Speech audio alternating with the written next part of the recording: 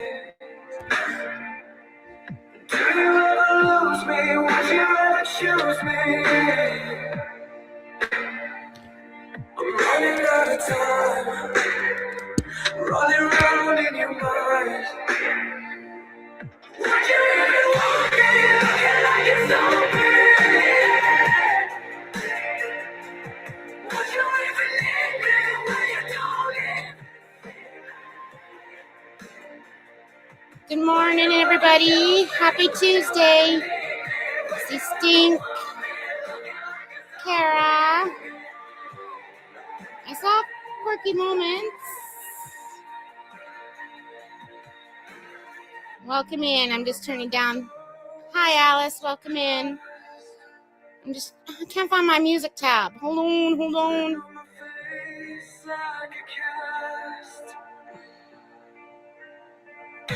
There we go. All right. Welcome in, guys. Happy Tuesday. I know this is not my usual time, but I need to. I gotta put my phone on Do Not Disturb. God, I can't wait to the end of May. I really can't. I don't even know what I'm saying. Yeah, not my usual time, but I have to go touch some grass this afternoon. So I thought I wanted to go over Rosie making the bread because, Lord, if this girl just watched one video, she could significantly improve her bread making skills, like significantly. Anyways, doing the YouTube things, this is a reaction. I'm going to give my comments, my commentary, my criticisms, my personal stories to add to stuff I watch on the internet. Okay? And, oh, nice. I love lurkers.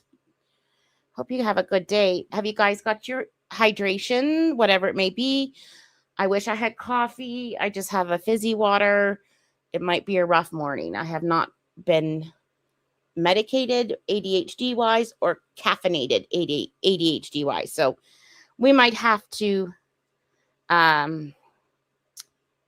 take a coffee break, to be honest. Hi, Pause. Welcome in. Okay, let me just get Rosie's thing up. First of all, okay, maybe I'll share my bread. Oh, okay, just a second. Okay, I'm going to share Rosie's thing. And then I want to share, I'm going to go to a whole nother tab here. So I want you to show, so I'm not, like I've been making bread for a while. I'm not the best. My loaves are very edible. I make sourdough and yeasty stuff, yeasty breads. I've watched a lot of videos on YouTube to get everything looking nice. Hey, kitties, can we not start this early? Thank you. Do not. Okay. Okay, so I just want to show some stuff I've made that hold on. Evan is being a kind of a brat right now. So this was for like Valentine's Day. This is sourdough. And I need to work on my ear, which is like this crust. But it's a good loaf. Like it has bubbles on the inside. These are yeasty breads. So look how fluffed up they are. Golden. But look at like that loaf is fluffy. These are some donuts. This is our first time trying donuts, air fryer donuts. And they were nummy. And my pizza. Doesn't look the greatest, but it tastes real good. And then here are some bagels. I believe these are yeasty bagels, but they're nice and fluffy and golden. Anyways, oh, I didn't even show anything, Lord Jesus. I might need to go get my... Okay, hold on. Evan, please stop. Okay, come on. Come on. You can't go in that bag. Okay, bagels, pizza, donuts, yeasty buns and loaf, and in sourdough. Okay, now you guys can see it, right? Go get coffee. I know. Okay, hold on a second. Maybe when I put Rosie on, I will get some caffeinated stuff. Okay, just a second. Let me see if I actually put it up on the screen this time. There we go. So I want to make a video. This is my dilemma. Like I personally don't want to be on camera yet because I feel fat and I feel ugly and I don't want anyone to see my big thick arms. I don't want anyone to hear me breathe deeply. So I have to figure out a way to make the video without my big fat ass in it. Like even like my body. And then currently I do not have an oven. And so I can make the dough and form the buns, but coming out of the air fryer, it may not look the greatest because I haven't got my temperatures down. This live was rage inducing. Avatar, yeah, oh my God. I've tried Avatar, like using StreamYards. You have to have a special app or use OBS, which I haven't learned yet. Like, I'm going to try. I'll try to figure out something. I know. I am being silly, but I don't know. Okay. So today, this is from Mother's Day. She is. Oh, and I have that Instagram that I also wanted to comment. So don't let me forget to talk about the Instagram. Hopefully we can get through most of this today. Hey, Thiago. Hello, everybody. If I missed you, hello. I like the alt chat on. Hey, Freya. Hello. So I'm just going to speed her up a tad. And I have some timestamps because I don't want to go through the whole thing. But I found some interesting parts. But I do want to go over the bread. Yes, thank you, Stink. Oh, does she?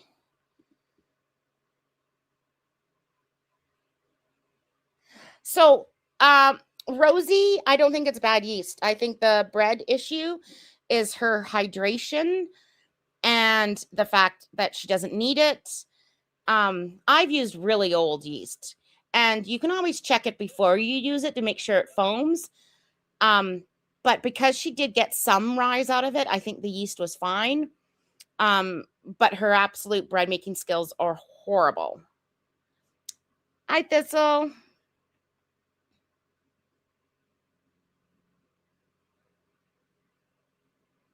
Yeah, that's true. The gluten did not form. Right.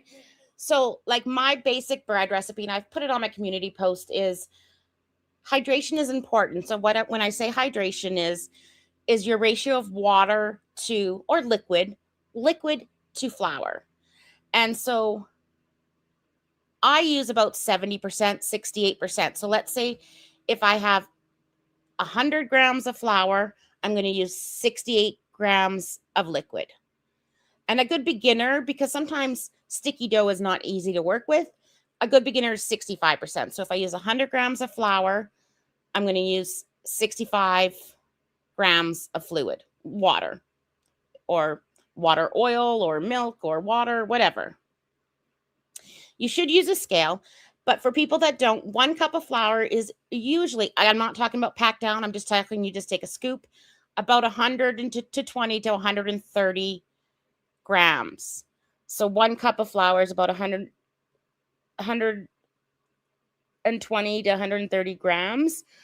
And so you should get, I could do the math, but like 80 to 90 mils, and 1 gram of water equals 1 mil. So I hope that helps a little bit. But yeah. Anyways, and then with yeast, so I'd use that ratio. I would add like 14 grams of yeast, which is about 3 teaspoons of yeast. And about a tablespoon of sugar, and I always mix the water, yeast, and sugar together first, and I use warm water. And then just to make sure that your yeast is making a little bubbles. And then you add that to the flour, and you add about a couple teaspoons of salt, and then that's it. That's all you need. There is a difference in scale and cups for sure, but I know a lot of people can't get a scale, so I like to say that it's about 120 to 130 grams, give or take. So, okay, so let's start this. But yeasty buns are not hard to make, and you can use this recipe. So this yeast bun recipe I just gave you, I make pizza dough out of it. I make bagels out of it. I make donuts out of it. Well, donuts, I'll add a bit more sugar. I make loaves. I make buns. You can make anything out of that recipe. Any bread bottom. Cinnamon buns, focaccia. It's just a basic recipe. I'll put it on after. And some people add milk, and it's the exact same thing. And it's just warm milk. You don't need to scald it. You don't need to burn the shit out of it. It's just a warm liquid. Some people add oil, like a tablespoon of oil or a tablespoon of melted butter. We don't, just because we're usually a no oil kind of family. But it's doable without. It's as long as you have flour, water, and some yeast and a bit of sugar or honey or something, you can make bread. Yeah, there are some food scales for less than $15 off of Amazon. And if you really want to make really good bread, because the other thing about making bread, it's about feel. And listen, my boys have been making bread for a while now, and it's teaching them about feel. And that's what Rosie does not have in this thing. She doesn't know what a good loaf of bread feels like a good dough feels like. It feels like the brand newest Play-Doh you've ever felt, like really soft and supple, and it's like, yeah, like the softest Play-Doh you ever felt. Shouldn't be hard. It should have lots of give when you like stick your finger into it. It shouldn't feel like a brick. He doesn't need to know, but good morning. Hi, Tiny Ghost. Hi, Mish. And Rosie does not have the feel for bread at all. And let me tell you, when I first made bread, like 10 years ago, before I actually did some research, like before I knew about YouTube's, I made like a couple crappy loaves. The thing is, Rosie won't listen to suggestions. She won't educate herself or anything. Like, she thinks that she makes really awesome bread. Like, I knew when those loaves came out and they were fucking harder than a hockey puck that I had screwed up somewhere, right? Oh, hugs, Tiny. Yeah, pull and fold. Like, even like Stephanie, that's even like more than basic. Like, even basic. Okay, let's watch Rosie, and I'll tell you. Thank you. Yeah, we're having a great weekend. I took the day to just like vibe yesterday. And happy Mother's Day to all the amazing moms, and sending extra love today to the mothers who have experienced. And because Rosie's so fucking lazy, and Rosie won't listen to suggestions, and Rosie has no idea what a loaf of bread should feel like, she should do like the no knead type of bread doughs, where the hydration is super high, it's super sticky, and you can't really fuck it up. Like, you really can't, because the bread is so it's so wet, and you just stretch it a little bit and you just kind of let it sit and do its thing. She should do that type of bread. And the other thing I wanted to say about bread, can't remember. I can't remember. Experience loss, absolutely. Hello, Jen. Thank you, Angels. Yeah, so and I did share a little Instagram story about it too, but I definitely want to take a moment on the live to just recognize everybody today who doesn't have a mom, who's a mom who's lost a child, for those who are struggling with infertility, for those who are struggling or on the outliers of what may or may not be like considered a mom by the status quo. You know what I mean? Is anybody and everybody who maybe just finds today hard for whatever reason? I see you, I feel you, and I hope that you take care of yourself today. So happy Mother's Day to all the moms out there. And you know what? Happy Mother's Day to the single dads out there who are stepping up. Just like I'd say Happy Father's Day to all the single moms out there who are stepping up as the dad. You know what I mean? But I hope that if today's hard for you, you find some ways to bring yourself comfort. Now, and I did make a couple Instagram story posts like along that same vein a little earlier too, on my stories. And so listen, okay, I'm a mom. And if my kids made me a cake or bread or something like that for Mother's Day, I think it would be so cute because my kids clean up. Rosie does not clean up after herself. So her mom's going to be cleaning that kitchen. Like the last thing her mom wants is Rosie making fucking bread. My brother made my mom a cake once, but he had like batter on the cupboards, flour on the blinds. Every dish in the kitchen was out. And she came home from work to this and she's like, no, never cook in my kitchen again. Like never bake because he never cleaned up afterwards. And I feel like that's how Rosie would be. So what I'm planning to do, because and as you guys kind of saw, like when I made that pasta dish, I hope that's my brother. Okay, anyway, as you saw when I made that pasta dish, like my mom's palate is changed a lot in the past like few years specifically. I think between living in Europe and like getting older and stuff, like she's just getting more sensitive. And I was like really struggling to think of things she'd want to eat because she's very like, she's harder to figure out than my brother nowadays, which is wild to say for me. But we don't live with each other all the time either for me to like kind of experiment and figure out like I did with my brother. Hi, Fairy Penguin. And yes, starting at 6 p.m., like does Rosie know that you need like a good like 2 to 3 hours for bread making, if not more? And I couldn't really think of anything, but I was thinking about it, and how she told me one of Granny's favorite things was like homemade bread. And I know my mom loves homemade bread, and more specifically, like she always made these milk bread rolls. And as you guys remember, like I've used the same cookbook for the rolls. There's a white bread recipe that's basically the same recipe with different proportions of flour and stuff to then make it a sandwich bread. So I'm gonna make homemade bread. Because I wanted to do that I wanted to surprise her. I wanted to make sure, and before the night's done, the kitchen's gonna be taken care of because it's Mother's Day. Like she has no fucking clue about bread because she's like, oh, the rolls and the sandwich bread have different proportions. It's just hydration, Rosie. Like I use the same recipe for buns and bread. Like that one picture I showed you at the beginning with the bread and the rolls, that was the same dough. Like it's the same dough. I use the same dough. Doesn't matter. It's just the form that you ended up in. She's not touching this kitchen today. But because like obviously you guys, I mean, as I've said, like I don't have a lot of like disposable income. So I did get her a small present. I hope she really likes it. When I found it, it's just so her, and it's lightweight and something easy to take back to Norway. So I just want to show you guys real quick before she sees it. It's this metal sign that she can hang up somewhere. She can either tie twine and hang it up like that or bolt it in somewhere with pins. But it's a dragonfly, and I know it's in verse, so I'm going to read it. It says, "Those we love don't go away. They fly beside us every day." I saw this, and it was like, I literally instantly bought it because it was like 50% off too. And I know when I tell her that like I got a good deal on it. So my mom's the kind of person where she likes that. She doesn't want people spending money on her. She's always been like that like my whole life. So I did that, and then I made a card. I just put it inside. I've just been keeping it inside this coloring book to keep it safe. And I'm not an artiste, okay, but I did sketch this out with a pencil. So I thought this was funny. So the other day, oh my God, there's someone in my backyard. Is he cute? No. I can stay. The other day, she was talking about how artistic her sister was.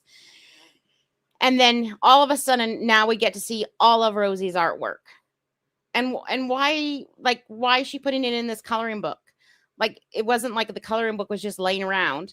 No, Rosie wanted to show us this. Like, she's lying. Like, just be honest. She should have just said, I wanted to show you my coloring book. But now Rosie's trying to be all artistic. So, like, line it with a black marker and color it by hand with gel pens. And I wrote a note for her. Hold on, do something before I show you the card. I have to do something. I think it said something like, those that love us don't fly away. They're always near us, or something like that.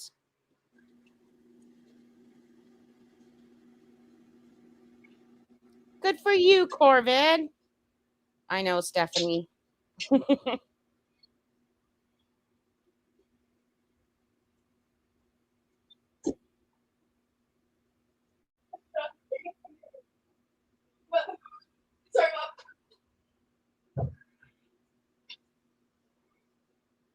And then the fact that she banished her mother to the mother's bedroom for like 2 hours annoyed the fuck out of me. Like, really annoyed the fuck out of me. Okay, so instead of buying a card, I made her a card with what we had in the house. I'm not gonna open it, but I just made this for her. Bitch. Like, you couldn't use a ruler? You couldn't use a ruler? Sorry, Mom.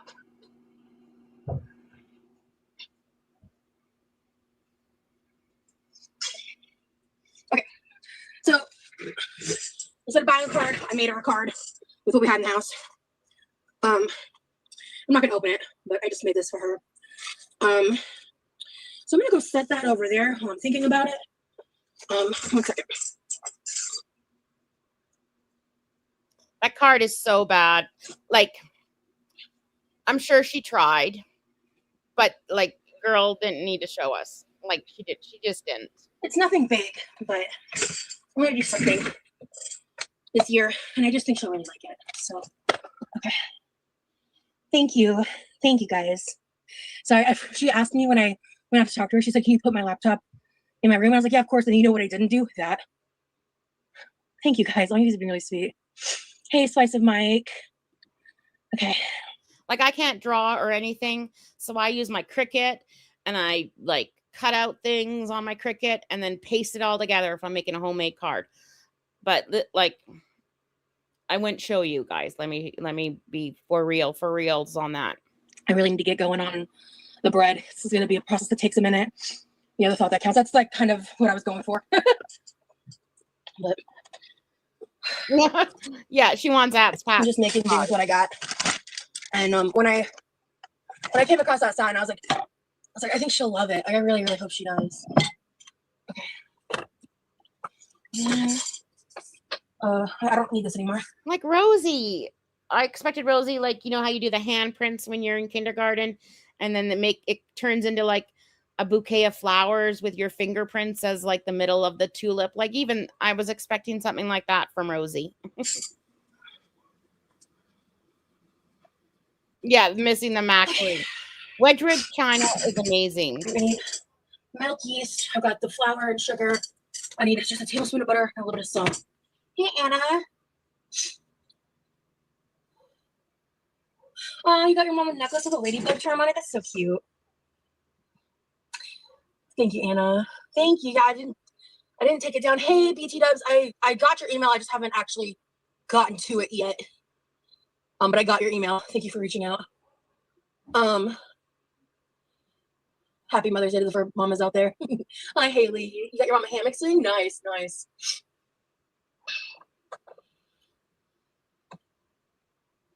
Okay. Yeah, like she knew it was coming up.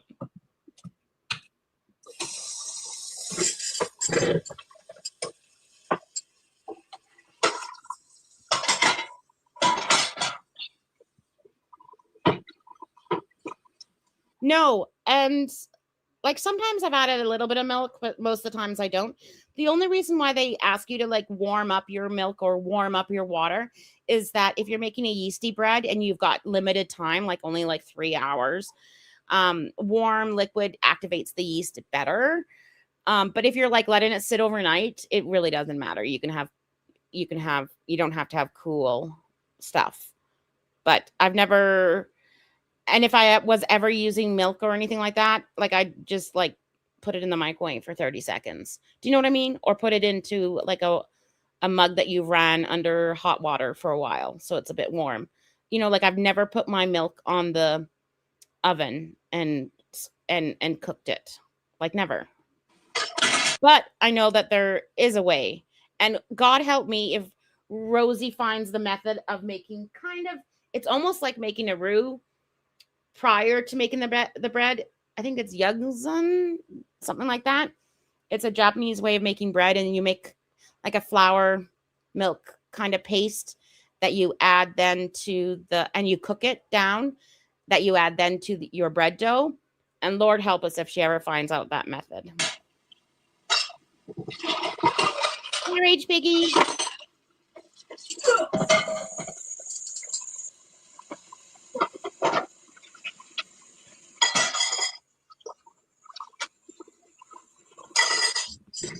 Give me a second, guys. Sorry. And we do, like, for Mother's Day and stuff, we do a lot of like crafts or painting. And even though it's not good, it's something personal, or crocheting something, or I've made her like beaded jewelry, charms, kind of necklace, or like a wristlet for the iPhone. I did that, I think, last year. A scarf, like crocheted a scarf. And the boys have painted her like paintings and stuff like that. Like, we don't spend a lot of money for like Mother's Day.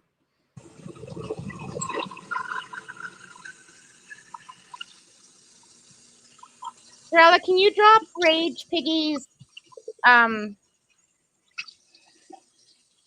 Oh, you're at work. Never mind. I'll find it. Or think if you can find Rage Piggy's channel and drop it. Okay, Lord, I don't want to watch this. Good. Okay, so I thought that the chair would go before Foodie's scooter, and I have a feeling that Foodie's scooter is going to die soon, like the battery's dying. So I think Wobbles, the Foodie Scooty, might go bite the dust first before Rosie's chair. With this recipe, this is the Thank you, Better Homes and Gardens new cookbook, special edition, celebrating the 65th anniversary of the Better Homes and Gardens test kitchen. I grew up with this cookbook around. Guys, I found my old cookbooks that were like my grandma's and my mom's, and like family recipes that are like from like the 70s and 80s. I was thinking of doing a series once I get comfortable with filming, of doing some of the recipes out of these cookbooks. Would you guys be interested in that?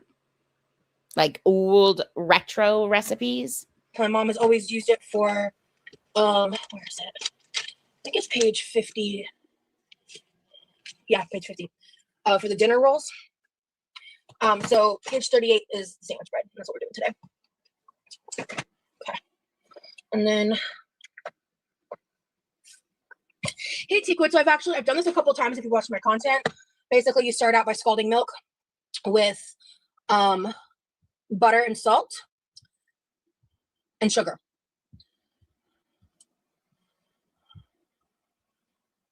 Okay.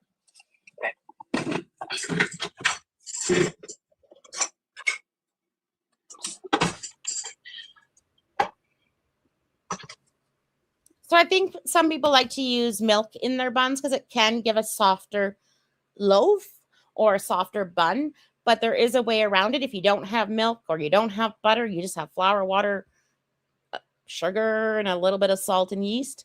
There is a way around it.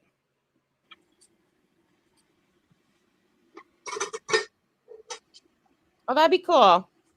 Yeah, these are really old cookbooks. You know what? I just found the perfect pot for this. It's tiny. It just has to be used on the convection stove top.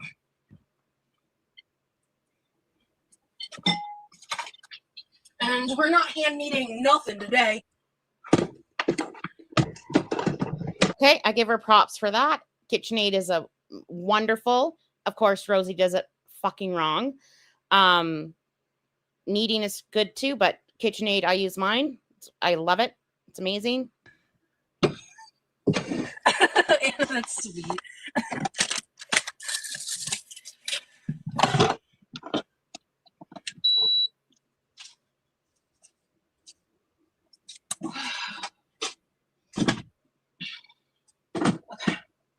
Okay. Milk. She needs some milk. Okay, all right, pause. I had a feeling that this milk was going out of date soon, wasn't it? When they used it last week, that it was running out. That's why they used it for the mac and cheese. Am I muted? Okay, good. Because it was running out of date. Ugh. Yeast. And is Red Top like whole milk, like 3%? Where's yeast? In Canada, it's whole milk.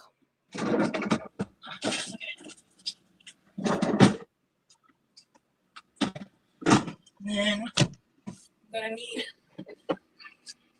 the big measuring cup. And oh shit, I forgot the butter.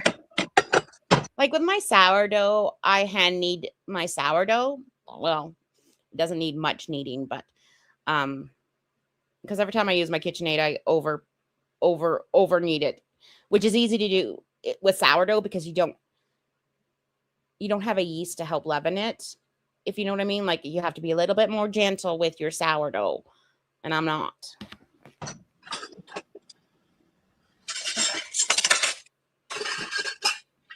So vitamin D added, is that what that means?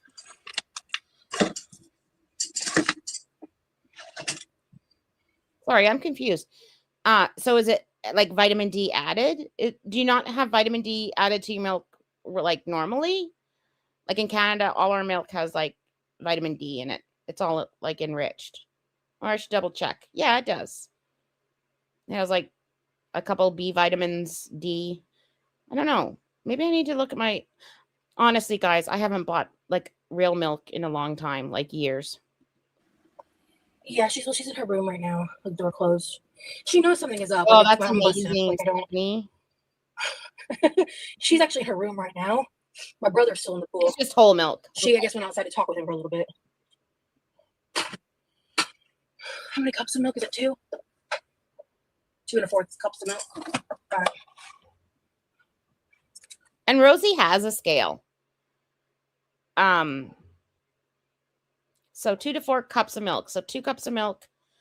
What is that? About 500 mils, 500 grams. So she needs at least 800 cups of flour. 800 grams. That's pretty cool.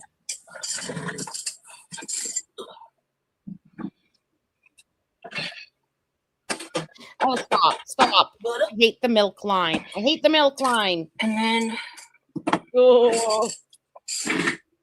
So to start, they say to basically put half the flour and the yeast in the mixing bowl.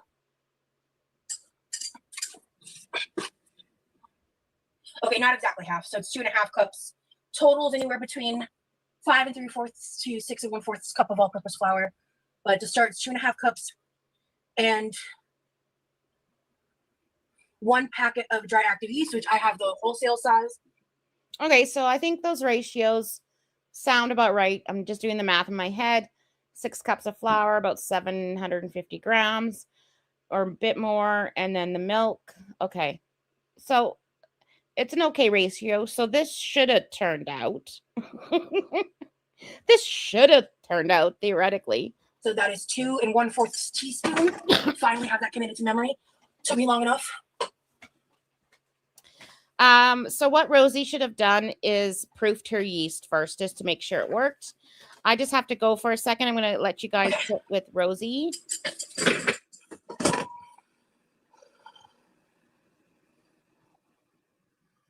Ooh, you got lobster tails at Costco? That's fun. I've never made them.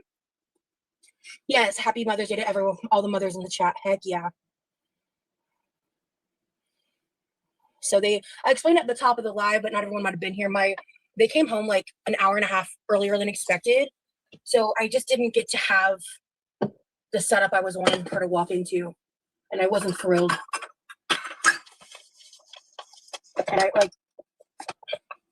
And my brother didn't realize he should have texted me. Don't you know? It is what it is.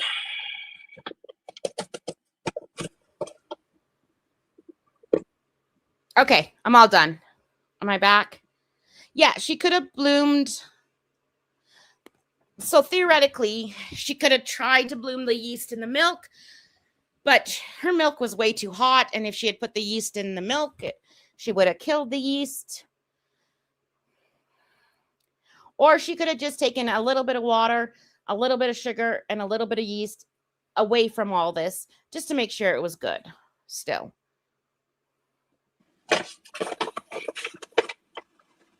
Because I asked him earlier if he had the car or her, and he said him. So I said, okay, perfect. I didn't think to communicate further beyond that because he knew. I keep my house really cold, Stephanie. Like 17 degrees, which is 62, 64, somewhere around there. It just takes a few more days. That's all. Like my starters usually are good like 4 or 5 days in. He knew like this plan. He knew certain things I had asked for him. And yeah, I'm just a little frustrated about that. But it's not the end of the world. It's just yeah, no, it's fine. It's fine. Yeah, it's not anybody's fault. It just you know, it is what it is. It didn't go as I expected, and I just have to let that go. You know what I mean? I've been trying to practice that more in life instead of just like, you know, getting upset about things you can't control, you know. I had a certain expectation, didn't know it go that way. Oh well. Okay. So we're gonna do a 1/4 teaspoon first. It's right here. Yeah, I keep it about 62, unless it's like minus 20 or minus 30, then I'll bump it up to like 18, 19, or 20, which is about 70. Because I don't want my pipes to freeze. And then so she just added was that just 1 teaspoon of yeast? I don't think that's enough for this size of dough. 2 teaspoons. Oh, okay. Karma. Oh, thank you so much for the super chat. That's usually thank you so much for the support, love. Glad to see you, Rosie, making my day. Well, that's the size we get from like Costco, like the big things. I like the little packets, and sometimes on Amazon they are on sale. Like I think there's 7 grams or 11 grams or something. I'm so glad I could help make your day. That's awesome. But I use a lot of yeast. I only did 1 of these, right? Yeah, I only did 1 of these, right? Yeah. Yeah. Yeah? Okay. Thank you.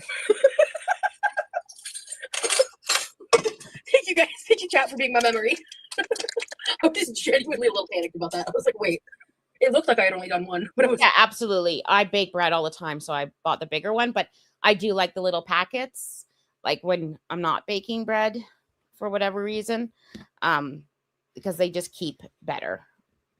And they're already pre-measured. Like that's all you need. You know, you just sprinkle that, you're good. I like the little packets. Like I was not sold. Okay. So that's done. And then just lock her in here. So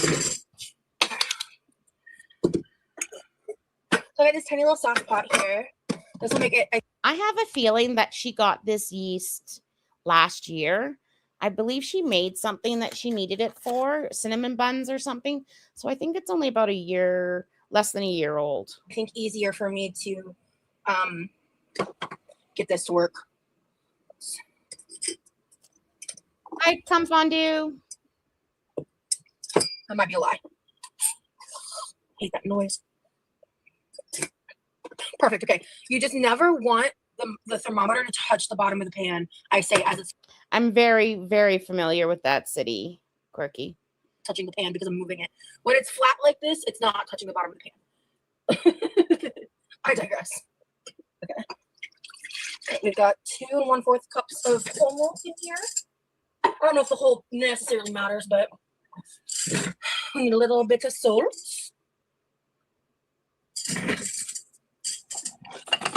Smooth, Rosie. Okay. 1 teaspoon.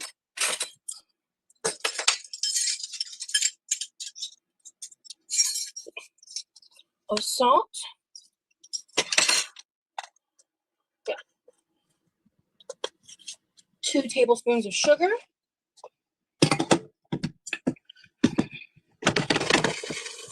Right. Oh, I just had a good bit of sugar spill out of here. So we're gonna just do that. Okay. 2 tablespoons. Ooh, I hope the spilled sugar is like freshly spilled sugar, like not sitting there for months kind of sugar.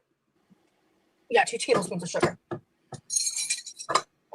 She's not watching us in the other room. She actually hasn't been watching any of my content really since like the first couple of vlogs because she's been so busy and like doing stuff and just like and then spending time with me as well, like in person.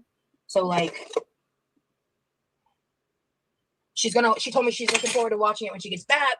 So when she first made bread, like last year, and I think I was in her chat. I'm not sure if I was in her chat under Scrange or not, or sock account. And I was trying to give her pointers, and she like was like, "No, that's not what the recipe says. The recipe did not say that." And I'm like, "Bitch, I make bread like 3 times a week, so go fuck yourself." Like she just would not take any sort of pot like suggestion. You know, and she's missing being here and stuff and having more downtime to actually like watch it basically. So which makes complete sense. Like she's spending time with me in person. You know what I mean? Very paying. That's one of the things. Like that's why, like I mean, like Reddy's only here for some of my lives because we spend so much time together. Like right now, like he's off doing his own thing, and I'm live, so he's probably not even gonna watch this live. You know what I mean? Because motherfucker, because we spend so much time together. You know what I mean? It's kind of like that. But like he'll be here for some of them, or like if something really cool happens or something really important happens, I might like show a short clip of it or show him parts of it, or we'll watch it. You know, or he'll watch it. You know what I mean? But for like the run of the mill stuff, it's kind of the same thing. You know what I mean? Like. I just love that I have people in my life that like actually watch and support my content, you know. Mind you, this pot is still warming up. Like, come on, nope. Like she's gonna, it's gonna get too hot. I haven't always had that. My parents being involved in my internet stuff is very new, and it's only because of like very new. Your parents have been in your internet stuff for a while. So this bitch, she uses a thermometer right in front of her face, like great view, but won't use a food scale. Like I don't get it. I don't get it. Like all the work we put into our relationship. Oh my god, that's awesome.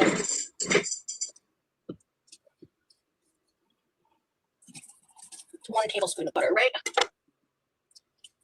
Yeah, shortening margarine or butter. Butter is the best option, in my humble opinion. It doesn't seem like a full tablespoon to me. I also didn't cut it right.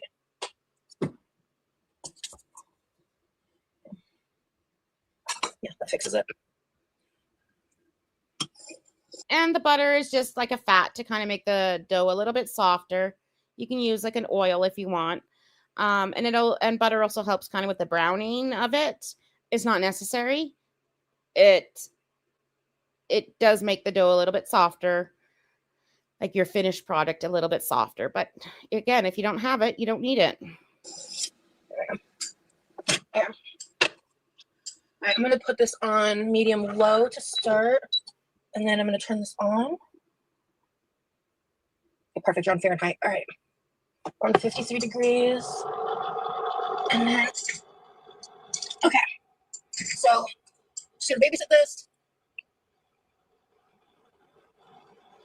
And like, listen, when I say warm water, I'm talking like from the tap, warm. Like you're not letting the tap run on hot for a long time. I'm like, it's warm. It's like warmer than like baby bottle warm. Do you know what I mean? No, like cooler than baby bottle warm. I'm not like, do not boil water. Do not boil water to put in your bread. Perfect. Right, perfect. As long as the thermometer isn't touching. Oh my god. The bottom of the pan, the side of the pan, you'll be able to get an accurate read. It must feel very empty when she's in for it. Yeah. I'm not happy that she can't stay. Your mom really is so caring. Yeah, she really is. We love your best. You're an amazing woman. Thank you so much, Michelle. Remy's hanging in there. I'm so proud of him. He just finished a 12-page paper. Poor guy. 12-page paper. I wonder if it was like your 7-page dissertation. I think it annoys her when everyone compliments how great her mom is. Like, I think it kind of like irks her in a way. He's been kicking ass and taking names. He's been very busy. He's also dealing with some other stuff. He's just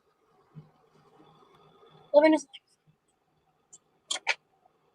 Yeah, 12 pages. I know. I mean, it's the end of the semester, right? So that's when like the harder stuff's coming up. he's got more to study for and more to do, so he's just super busy. He may be MIA for a little bit in terms of like my content. Also, you know, it's Mother's Day, so spending time with family and stuff. Yeah, this specific person. I don't think Tom was like insulting Pulpy. I think well, they can explain it, but I don't think that they were insulting Pulpy. Maybe, I don't know. That specific professor loves assigning papers. It's like every week. This is the biggest paper of the semester. Yeah. It depends on the professor, really, more than anything. 75 degrees. Yeah, college is completely over. Like, I want to say end of April, university was done, because by May I was already doing my construction job. I gotta really keep an eye on this. Okay, so let me make sure I know exactly what I need to do again. I've read this multiple times. A large mixing bowl combine 1.5 cups of flour, the yeast in a saucepan. Heat and stir milk, sugar, shortening, aka butter, and salt till 120 to 130, and shortening almost melts. Add to flour mixture. Beat with electric. We all like Pulpy in here. Majority of us do. And I love Pulpy's costumes. Like when he has a theme. On low speed for 30 seconds, scraping bowl constantly, beating on high for 3 minutes, using a spoon, stir in as much remaining flour as you can. Okay. So then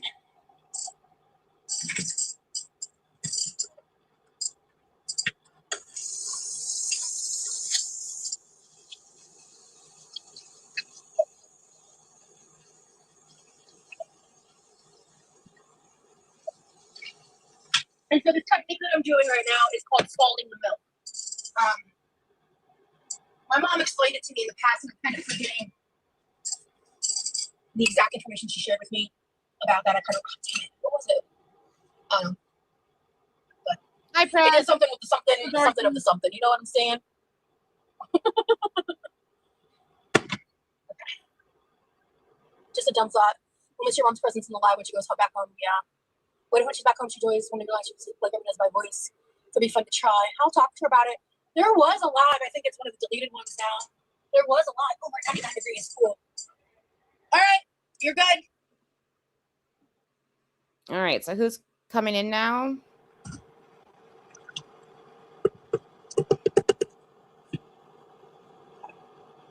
Okay, we're almost there. 120 to 130. Someone in her chat's just saying, just a dumb thought.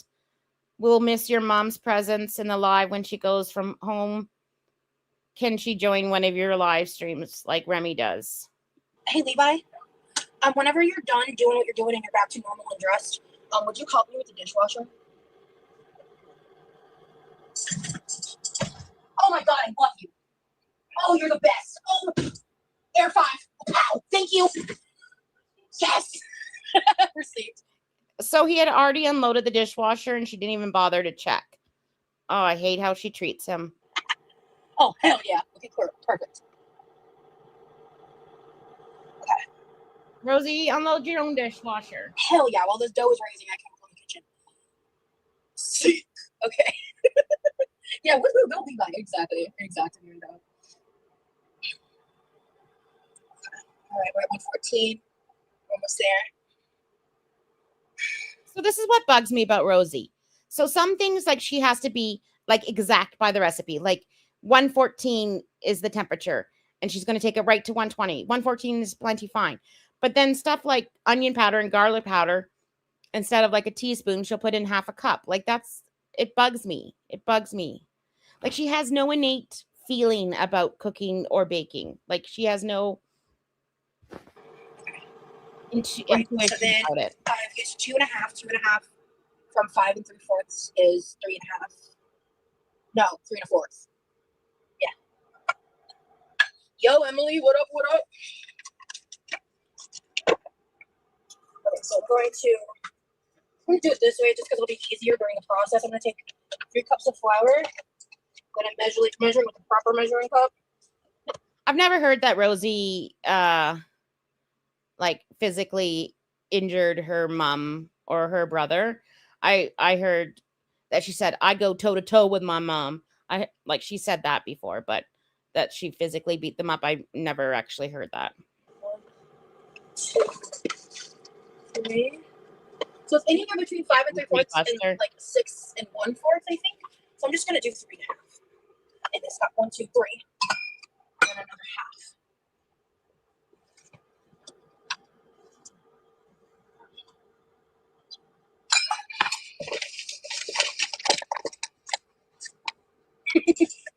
oh shit! Oh shit! We're at 1:30. Okay. Okay. Okay.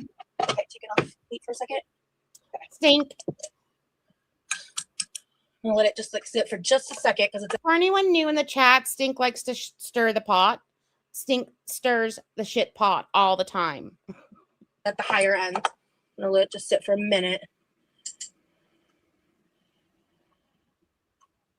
Damn it! I just like changed it to Celsius on accident. Yeah. Okay, there we go. And that needs to get washed. Okay. My memory just sucks, and I'm worried about forgetting important steps. Okay, that's done. That okay. Beat with an electric mixer on low speed for 30 seconds. Scraping bowl. Beat on high for 3 minutes using a spoon. Stir remaining flour as you can. I don't need it. I just use a dough hook until it looks like it's ready. Okay, I do that instead because of my hand problems. And it's worked every time I've done it. So. All right, take a sip today. Take a sip every time she mentions pain or her hand problems. I was trying to do timestamps, and I think I heard hand issues at least like 463 times.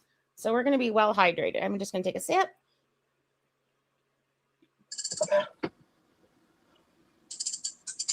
No, the tagging feature on YouTube is inconsistent. I will say it is inconsistent.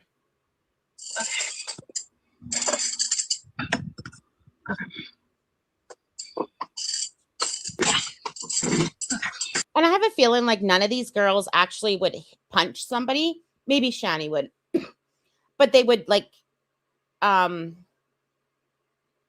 what's it called? Like rush you.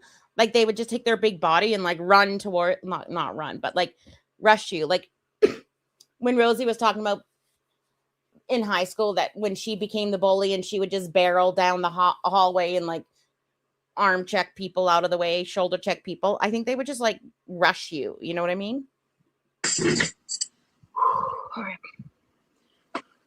Yeah, like a bear. Charge you.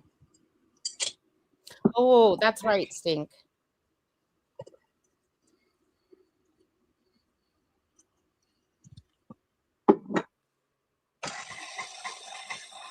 I cannot see Foodie at her weight right now throwing a punch. Like maybe back in her teenage days, Shani for sure would throw a punch and she'd push you. And yeah. Rosie would just like bum rush you. Is that a bad thing? Maybe that's not the right term anymore.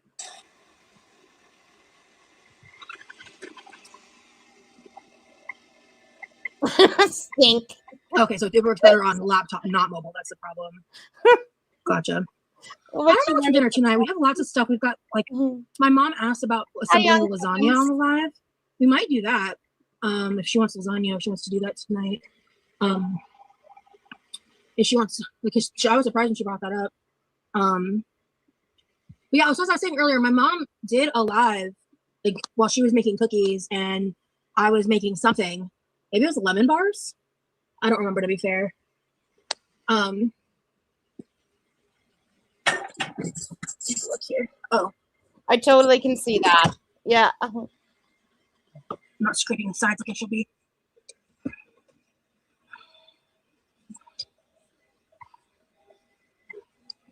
There we go. That's doing something.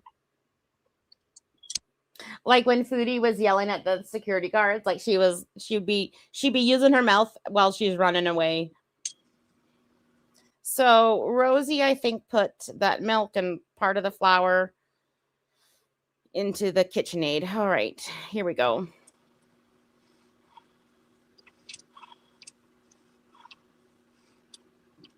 So first mistake. This is what it looks like. Okay, anyways, I don't know what she's doing here because I just add all my flour at once and all my liquid at once. And it looks messy. It looks messy at first. Like She doesn't need to be doing this shit. Just keep on mixing it. Low speed and then up. I mix mine for at least 8 minutes on the KitchenMaid. At least 8 minutes. But like 11, 12 minutes is good. You want a really soft dough. Like it, I can't explain it. I don't know. If I say this, I wonder if people would be offended. You want a dough that's like soft, like a woman's breasticle. Do you know? Like really soft. Like, or fresh Play-Doh. That's probably a better analogy.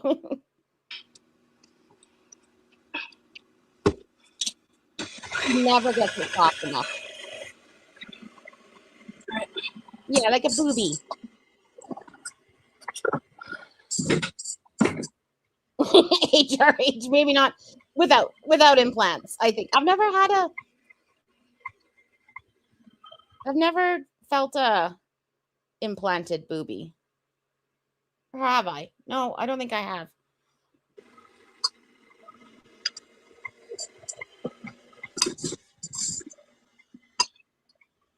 Yeah.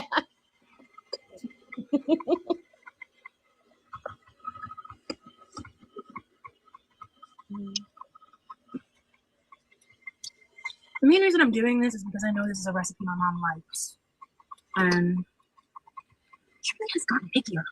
Rosie, get your fucking spatula out of the bowl. Just get it out. Just add the flour. Just do it. You're going to get it hooked up in the dough machine and it's going to like rip your arm out. And then we're going to hear about it for the next 3 years. In recent history, I'm no tea, no shade. Guys, this is not necessary at all. Like, this is really not necessary. Just add your flour. Especially if you're using a mixer, it will just get mixed. I want to make sure she likes it. We have lots of like food right now, like the chicken pot pie and the lasagna. Actually, I think we might be low on bread. I know we got bagels and other kinds of stuff, but bread's like sandwich bread.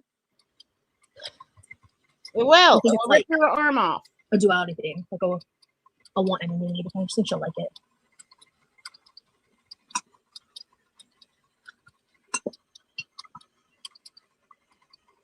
And I would say, like, you can speed this up, but since Rosie's putting a fucking metal spoon into it, I wouldn't speed it up. Uh-oh. Okay, good.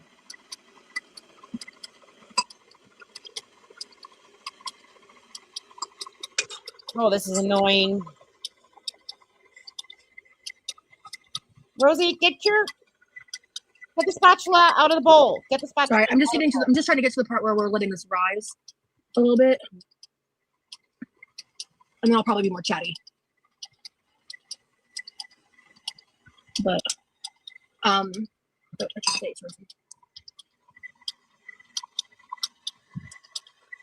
I have such a bad habit of touching my face. Like, it's like a sensory issue with me. I really wish I could like get myself to stop.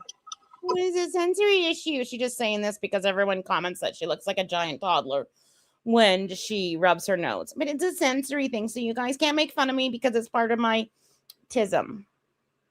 No, she's just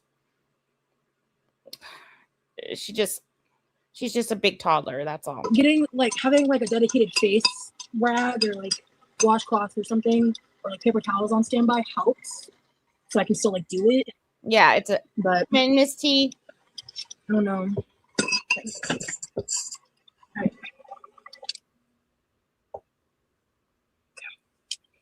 This is not done, but let me take a minute here. Right now I'm just have you guys ever seen What's Eating Gilbert Grapes? So I watched some like YouTube thing on it. And anyways, when Leonardo like always does the nose thing, like that got him the audition because he had these like quirks that he kept on doing. And I wonder how many times Rosie Lord has watched What's Eating Gilbert Grape. Like she's trying to pretend that, cosplay. Adding flour. She doesn't need to do any of this shit. I don't know what she's doing. I have the scalded milk in here, which includes the butter sugar and salt, and then there is flour, and there was flour and yeast in the bowl. Just stir it as well. It's just a little. Yeah, it's I don't know why Rosie rubs her nose because she's just a giant. But the way she rubs her nose, like people scratch their nose, you know what I mean? Like they can like quietly like rub it or whatever. But Rosie rubs it like a goddamn toddler with her whole paw, you know? I definitely want to add 1, 2, 3, 4. The rest of this may or may not be needed depending on different factors.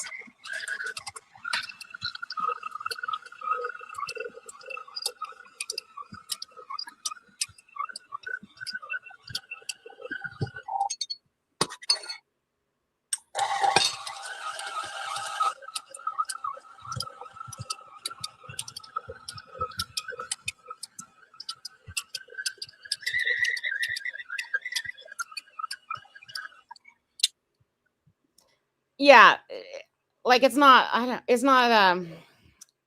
like if Rose is saying it's a tick or a sensory thing, but my son it's not rolling his hands, kind of I guess rolling his hands, like he rubs his hands over and over, but it's not a tick.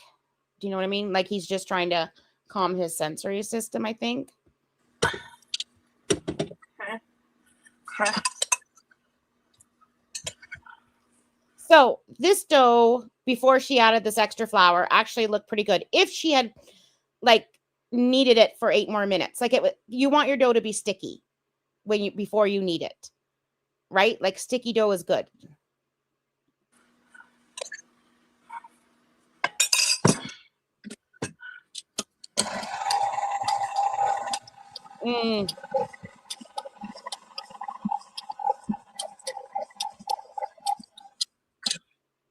I've not heard that. Aquanet.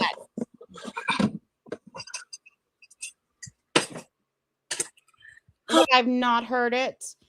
I've never heard Rosie say it, and I've got a pretty good memory for things that Rosie says, and I would have remembered that. I've not heard her friends talk about it, unless it's like on some obscure clip that she said it, and but I've not ever heard it because if we had, it would have been brought up a long time ago. Like it would have been, unless it's something that we've never seen before. I thought her mom fell and broke her collarbone once,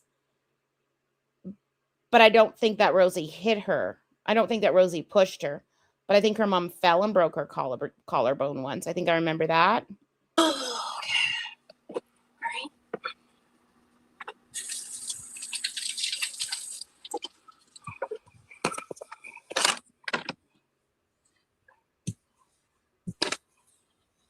That makes sense, Fairy.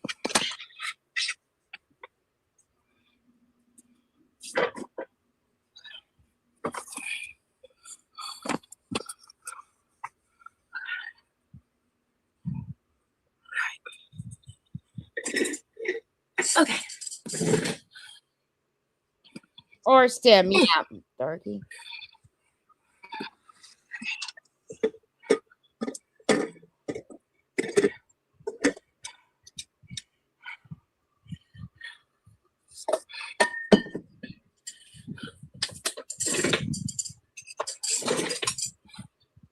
So Rosie didn't need this dough even remotely enough. Like this dough has 0 gluten formation. She needed to use the mix master or the dough hook for at least 8 minutes. And then it would have been a soft dough. You wouldn't have seen like this stickiness, and it would have had a shape. It would have looked like a ball. After you knead it for a long time, it looks like a really supple ball of Play-Doh. Like this looks like biscuit dough. Like this is absolutely, she's making 0 gluten. This bread will not come out. I'm not going to do the full kneading because it's not necessary, but I need to do a little bit of a texture check. Yeah. Why didn't you just leave it? Yeah, like a little sheet. Yeah. This was good. Actually, this was great. Ooh, this was. Listen, You do not put more flour here. Remember, hydration percentage is key. So adding 50 grams of flour is going to change the texture of your dough. If you're working on your dough or you want it not to stick to your counter, just use like a little spray of water or get your hands wet, and then it won't stick. But Rosie is adding so much flour that this is going to be rock hard. Less work than the last time I made this. Good. Okay. Just gonna. And her kneading is doing nothing. Like a properly kneaded Ned, I don't know what the past tense of knead is, a dough that is ready to be formed. Like you should be able to lay it flat with just your hands. Like you see how much pressure make sure I'm not paused. See how much pressure she's using to try to knead this? Like a properly soft, supple dough ball. You could just spread it out. You could just like pull the edges and it will just spread out. It will stretch. You know, you could stretch it up, you could stretch it out. This dough has zero stretch to it. Do a quick final knead. God, I don't have a lot of bandwidth for this. Come on. Come Jesus together, please. Christ. Yeah, here we go. I can't. Oh.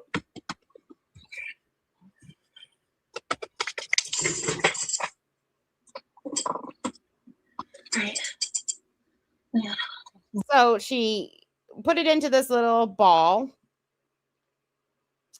Okay, Stiff, got it. Shape into a ball, place in a lightly greased bowl. Fuck. All right.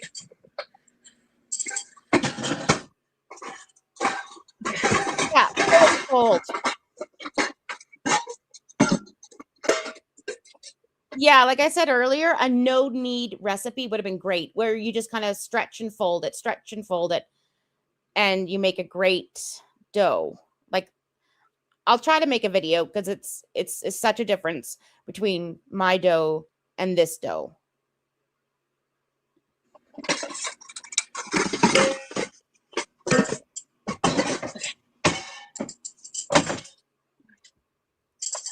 So I'm going to show you really quick what the dough should look like and how she should make these balls for it to rise. Just I'm going to share something here with you.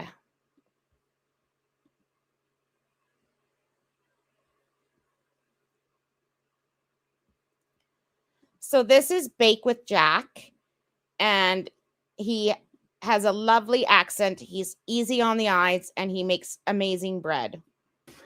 Just work my way around it. See how soft this dough is? Like he can stretch it, he can flop it, he can pound it. Like this. All the way around, making it nice and tight. Really building that tension on that top surface. So he's trying to build the tension on the top surface by stretching and folding and turning it. That's what's going to hold the shape in the end. When you get to here, you can turn it over, you do a little bit of this cup. And then you do this little cupping with the dough, and this forms tension too, which helps makes good gluten, which will help it rise. Ting and turn in action. This is the classic cup and turn. Cup and turn, guys. I call that the classic. This is your secret moves, yeah? The classic cup and turn like that. Squeeze your hands together underneath. Make it nice and round. Double tap. And we're all good to go. Double tap that, baby. I love him. Okay, let me just get Rosie.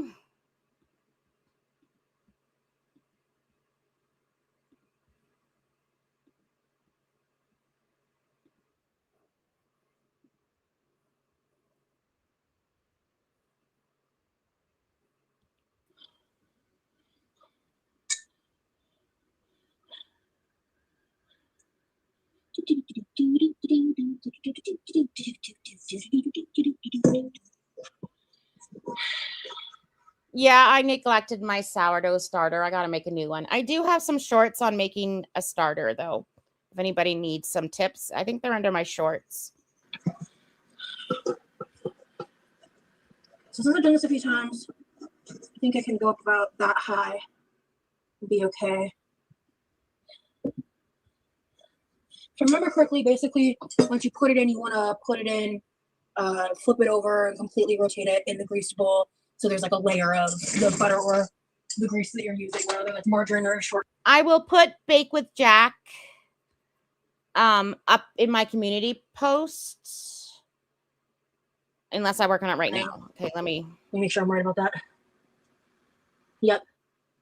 Correct. Cover and let rise in a warm place till double, about 45 minutes. Perfect. That'll give us time. So what I like to do. But look at this absolute difference between his ball and hers. Like, such a difference, right? Like, there's no double tapping that. You'll break your knuckle. Because I put it in pretty side down. Because it's, make sense in a second. So you just put it pretty side down. Go like this for a second. And then you can either toss it over once, or if I'm able to do it right. Come on.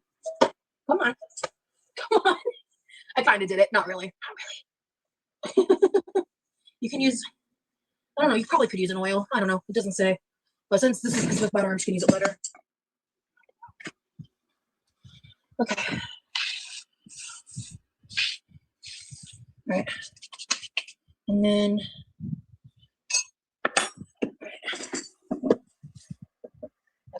where'd it go? What do I do with it?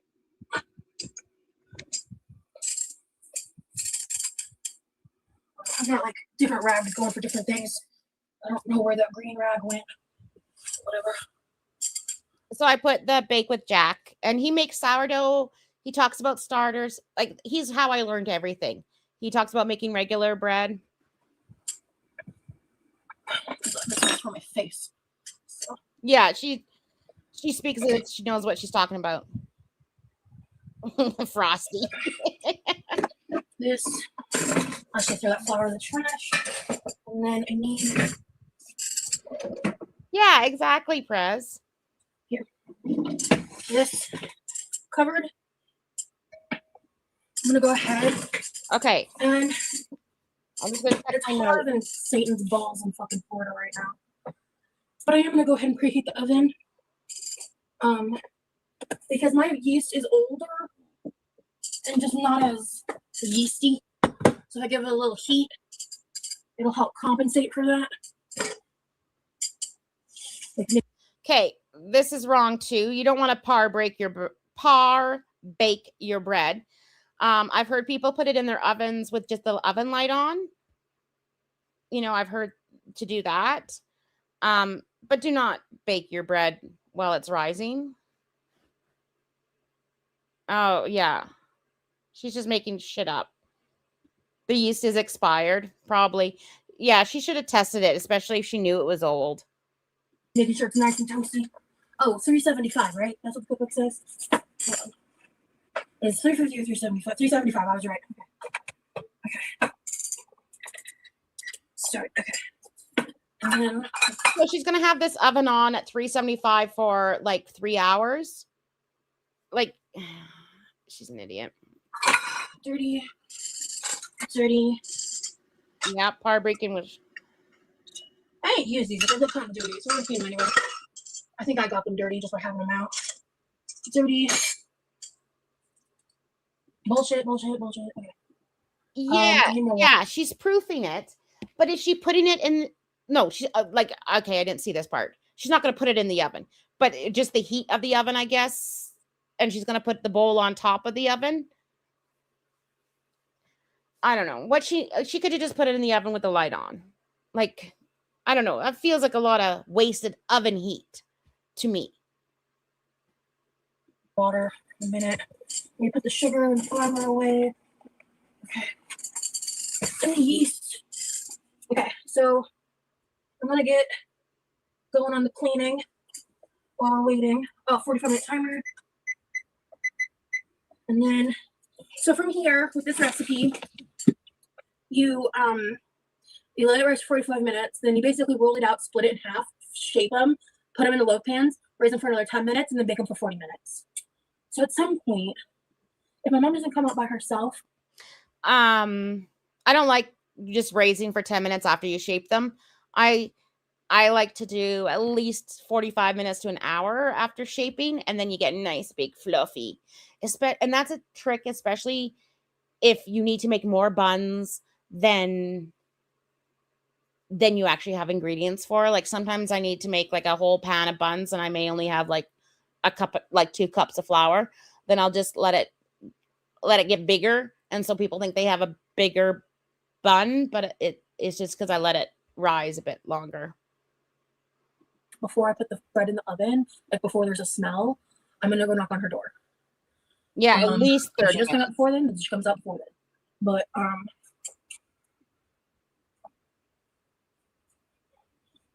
no, she doesn't know that she's supposed to bloom her yeast. Oh. Who are you talking to in chat? What do you mean? Thanks, Jen. Talking to me or someone else? To be honest, I was just talking generally. Oh, okay. My pain. Yeah, and I tried. I should make a video because it really is simple. It really is, especially yeasted bread is really simple. And then like all those pictures that I showed on my community post, like that's all the same recipe except for the sourdough. And sourdough's just a little bit. It's just more time consuming.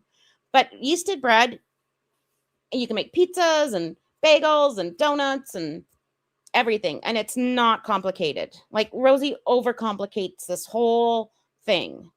Has been really annoying the past 3 days. I started having like a little bit of back trouble like a week-ish ago. Oh, guys, take a sip. I was just dealing with it because like I've had like my back fully blown out before, and this is nothing like that. It's just been giving me a little trouble, which it normally surprisingly doesn't. Back blown out. I bet. And then I went out walking a lot and stuff. I did all that day for that live. I came home and then I was like trying to be more on my feet and do more stuff that day after the live, and I overexerted myself. And so the past like 2-3 days roughly, I don't remember exactly, I've just been in like a lot of pain. And I'm doing okay. I just have to be like careful. So that little bit of walking has caused her a lot of pain. Like Rosie, she needs to be doing at least chair exercises. You know, you can get those resistant bands and she can strengthen her quads, because walking is not just about your knees. And I learned this. Walking is about like your ass muscles, your hamstrings, your glutes, your calves, all of it. That is how you walk. Your hip flexors. So if you haven't been very mobile, like you need to strengthen all those muscles. So your quads and hamstrings and your glutes and your calves, you need to strengthen all those to get good walking so that you don't hurt your back or hurt your hip or something, and that so that you don't hurt your knee. And she could be doing chair exercises like with a resistant band to strengthen up her quads and her hamstrings. There is a lot Rosie can be doing from the chair. Trust me. I was pretty immobile for at least a year and was still exercising daily. Like I couldn't stand on 2 legs without crutches for almost a year. So she can be doing all this stuff. And especially with the pool, she could be doing a lot in the pool. A pain in the ass, frankly. So, anywho, I'm gonna go take care of all this. I'll be right back. And do you remember that one blood test? So she had a high CRP from her sore throat, and she had an IG, I think it was IgM or IgA that was elevated. And that was from muscle breakdown, because the week before she had a cold and a sore throat and she just laid in bed. So she had muscle breakdown. And that's why that second number that she thought was the C word was elevated. It was because she was bed rotting and her muscles were breaking down.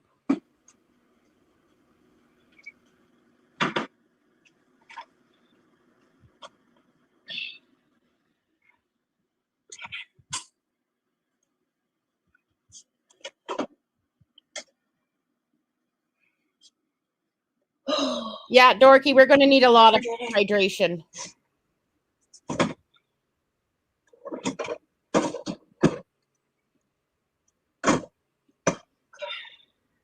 All right, dope. Okay. So she never said how high her CRP was. Like she never actually gave the number. I had a strep infection and my CRP was like in the 300s, which is high. And then with my autoimmune, I can get like 150, 200s. Things I really need are the loaf pans.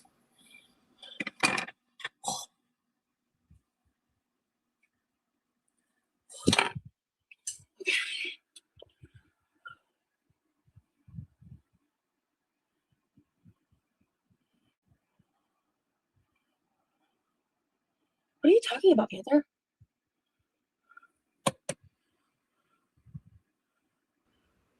So I think Panther asked about 5150. Planning on Baker Act. So Rosie is acting dumb, but remember in the stream, she's like, I need to be hospitalized, or I'm so close to being hospitalized, but I can't afford it. Do you guys remember that? Because I feel gaslit. So take a sip. Sorry, I should have pushed play before I started drinking. She claims a lot of things. Yeah, the kitchen is not too loud at all. Okay, I'm back in the talk. I never said I was going to be hospitalized. What? What?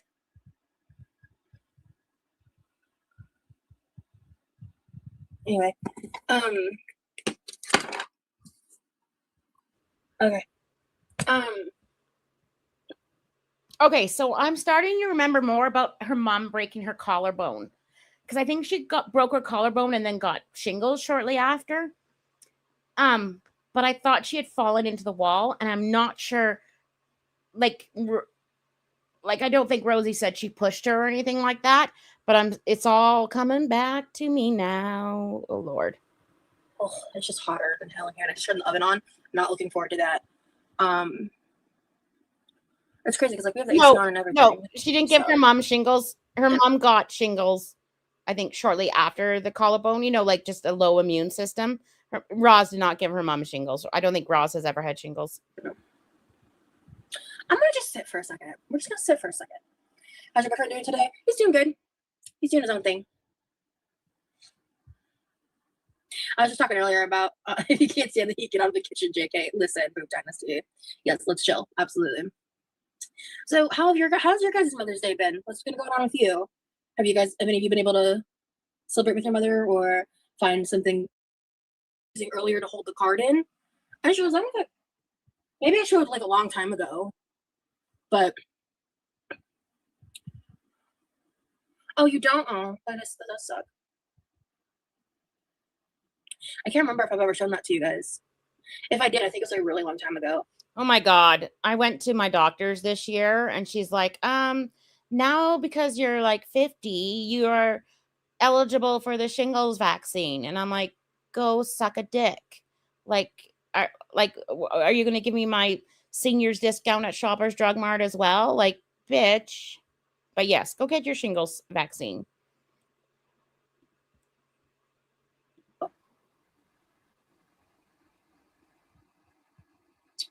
But I need 2 dishes. Ugh. Lame. You didn't see it? Because here. Actually, I'll just bring it over here. Because I'll show you guys the card again. I'll show you guys the card again. And the gift like later. Once she actually seen it. I showed it at the top of the live. But I'm gonna show you. Yes. Like, talk to your doctor about the shingles vaccine and see if it's a good fit for you. But like, I don't need people telling me that I'm 50 and that I'm now eligible. Like, I'm still thinking I'm 32. You guys real quick. 1 second.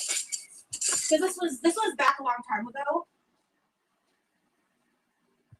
So, because like I used to be part of like the body positivity community, as y'all know, and like I was all over the Instagrams and stuff. So there was a girl. I don't think she's around anymore. I think she like deleted all her social media. Actually, I'm watching you to get through doing these dishes. I hate dishes. It's very interesting that she brought this book out. It's very interesting. It's also, listen to what she says about it. She also says that a lot of the pictures are not PG rated, but she's going to show it on her live that is not restricted for children. Do you know what I mean? And yeah, okay. But just listen to what she says about this.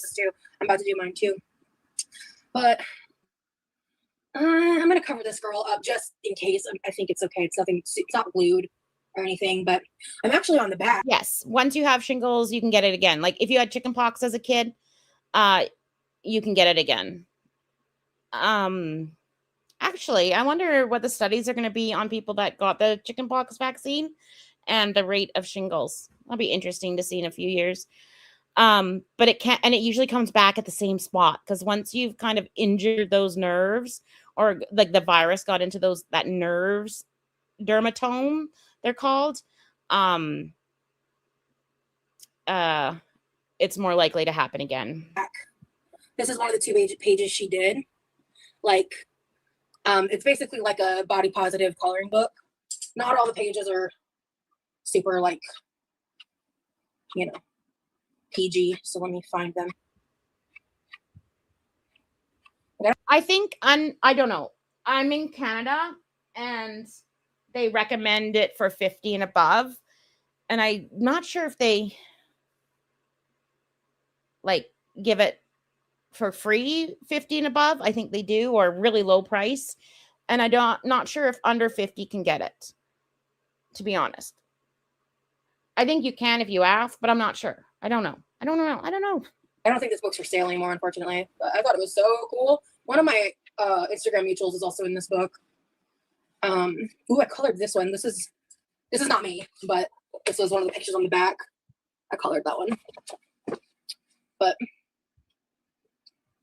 ooh, weird. Oh, I don't know. I don't think that was on purpose. This one is also the other one on the back. That's funny. I colored this girl too. Beautiful. So now she has to show us all her artistic talent, because people said their sister was so creative and talented. So now Rosie needs to show us. Okay, I'm still trying to find mine. Give me a second.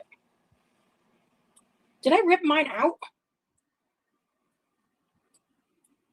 Did I rip mine out? Hold on. No, okay, here's one of them. Oh, so where's mine? Unfortunately, I colored this one in colored pencil. Would have looked way better in a gel pen, but I was in a coloring book. It was so fun. I loved it. I was so honored. Oh, there was another one. Oh, that was the one with my middle fingers up. Hold on. Where is that? Is it in here? I debated a lot about getting the chickenpox vaccine for my kids. I really did. Just because, like, we all had chickenpox as a kid. And then I read some statistics on things that can happen with chickenpox and stuff. And then we did our vaccine spread really far out, because I was allergic to quite a few vaccines and had some not great reactions. And so I wasn't sure if my kids were, like, the measles, mumps, and rubella. Like, I've only had half of one. Which is scary working when there's a measles outbreak. I might have ripped it out to save it, so it might be somewhere else. I'm gonna check one more time in case I missed it the first time. Yeah, no, Rosie didn't make this. Do you think Rose, like this was somebody in the community, but like Rosie is too lazy to draw anything and to bind it and sell it. Like, Rosie's far too lazy. She couldn't even make her own fucking merch. She had to steal ideas from other people and have other people draw shit. Like, Rosie has not a creative cell in that body of cells. Yeah.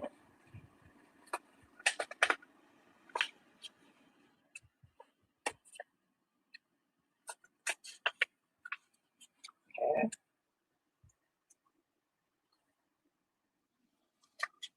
Jen, that changed up here about 2 years ago. That it was only here it is. Okay. Oh, no, that's now. the same thing. Shit. 4, 3, 2. Where the hell's on the page? This is pissing me off. Now I'm like on a mission. Oh, right. There's a table of contents I can check. So it should be page 6. And then page what? Page 6 and page. And then I debated about the HPV virus, because I have boys, right? But boys also carry the virus, but it's just not as bad as if girls get HPV, right? Like with cervical cancer and the such. And then my friend, my bestie at work, got throat cancer from HPV.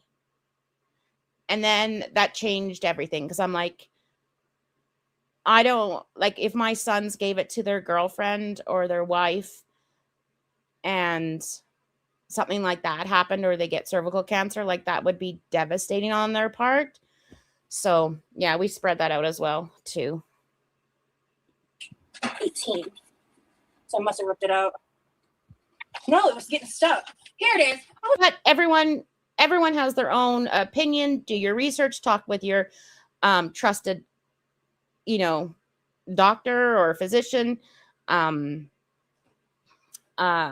weigh your risks and benefits for your own family is kind of what I'm saying. It was stuck to the other page. But herd immunity does work. Okay, I'm not crazy. This is the other one. That's me. As you can see, I colored them. So my page is the name of the coloring book, by the way. So anyway, that's that.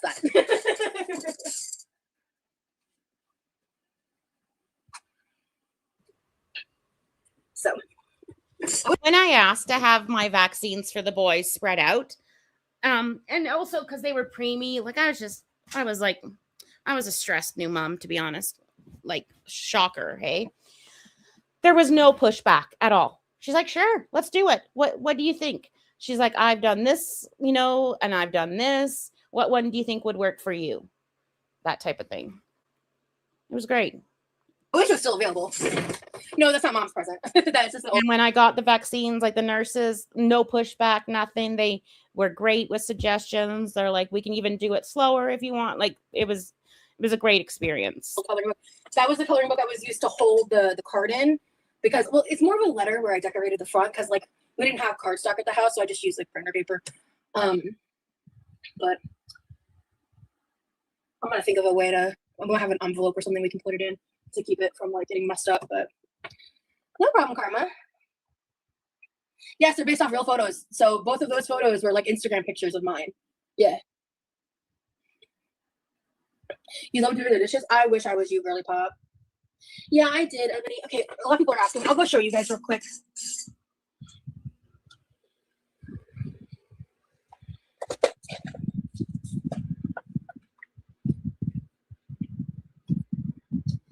This way.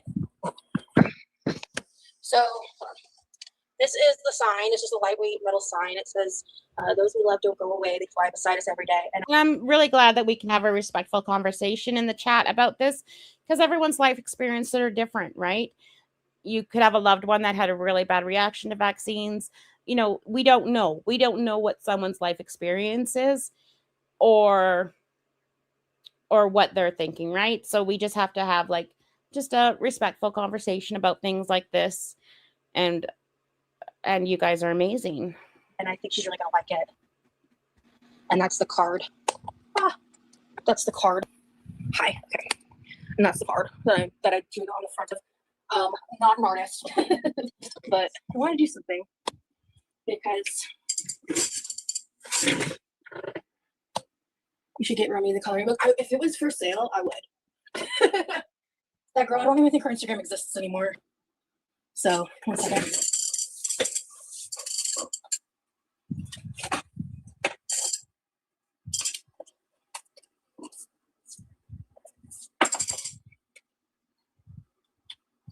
And she I think she like took down all her art. I don't know. I was the replacement admin over 10 years ago now. I used to be an admin for something called Pizza Sisters for Life, which was like an offshoot alt movement. And so here she talks about fat positivity and how she was involved, and I thought it was interesting. So maybe we'll watch this. The way of like F your beauty standards was, but a lot of us didn't really fuck with Tess Monster, who's Tess Holiday now. And so that was like a part of it. It was bigger than that. Basically, there was a girl who got like one drunk one night, made up the hashtag. We were all kikiing and joking about it. No, it has nothing to do with fearism. The Pizza Sisters, the number 4 life with a Y. She was wine drunk and she made up that hashtag. And we were all joking and laughing about it. And then she actually like it became like a hashtag that people started using in the body positive spaces. And it was basically like I was not one of the original 4 admins, but like when that was created, very, very quickly, one of the admins dropped out. I want to say within like, days or weeks. And I was the replacement admin. So I would basically help run the page, and I would create like blog like posts on it. And a lot of them I didn't even sign my name on, unfortunately, but some of them I did. And like you can see posts in the past talking about me being an admin, like if you scroll far enough back. I actually took some screenshots of it and all that. And it was just like, that was kind of during the phase where I was learning about intersectionality and feminism and just unpacking a lot of just ignorance I held from being raised in the rural South, very, religious, conservative. I thought she was raised in Michigan for a part of her childhood. Anyways, I hate how Rosie gets all her information from it, like TikTok and Instagram. Household, back then. And I learned a lot. And then I also, as I was learning, I was like sharing what I was learning and all these things. And just, yeah, we had to get our teeters tested too. And well, I had rubella as a kid. And surprisingly, like, yeah, I remember doing that, getting all that. Kind of writing on these different topics. And eventually it was like during that time was when I started dealing with like the r/practical page stuff. Eventually deleted my first ever Instagram. A bunch of stuff in my life happened. And back in like 2023, when I left, because it started with body positivity, and eventually I got more into fat acceptance, and then eventually I landed in the stuff that, I used to be involved with, other stuff. But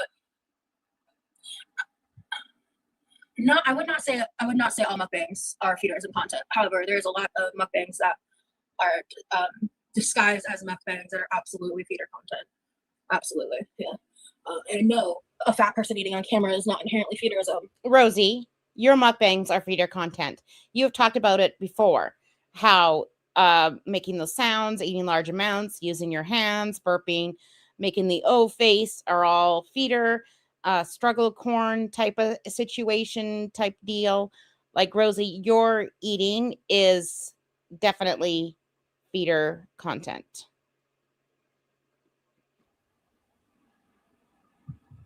Anyway. Did you see that look she gave us? Like, what a cow.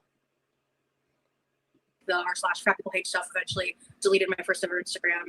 A bunch of stuff in my life happened. And back in like 2023, when I left, because it started with body positivity, and eventually I got more into fat acceptance, and then eventually I landed in the stuff that, I used to be involved with, other stuff. But I would not say all mukbangs are feederism content. However, there's a lot of mukbangs that are disguised as mukbangs that are absolutely feeder content. Absolutely, yeah. And no, a fat person eating on camera is not inherently feederism. Anyway, did you see that face?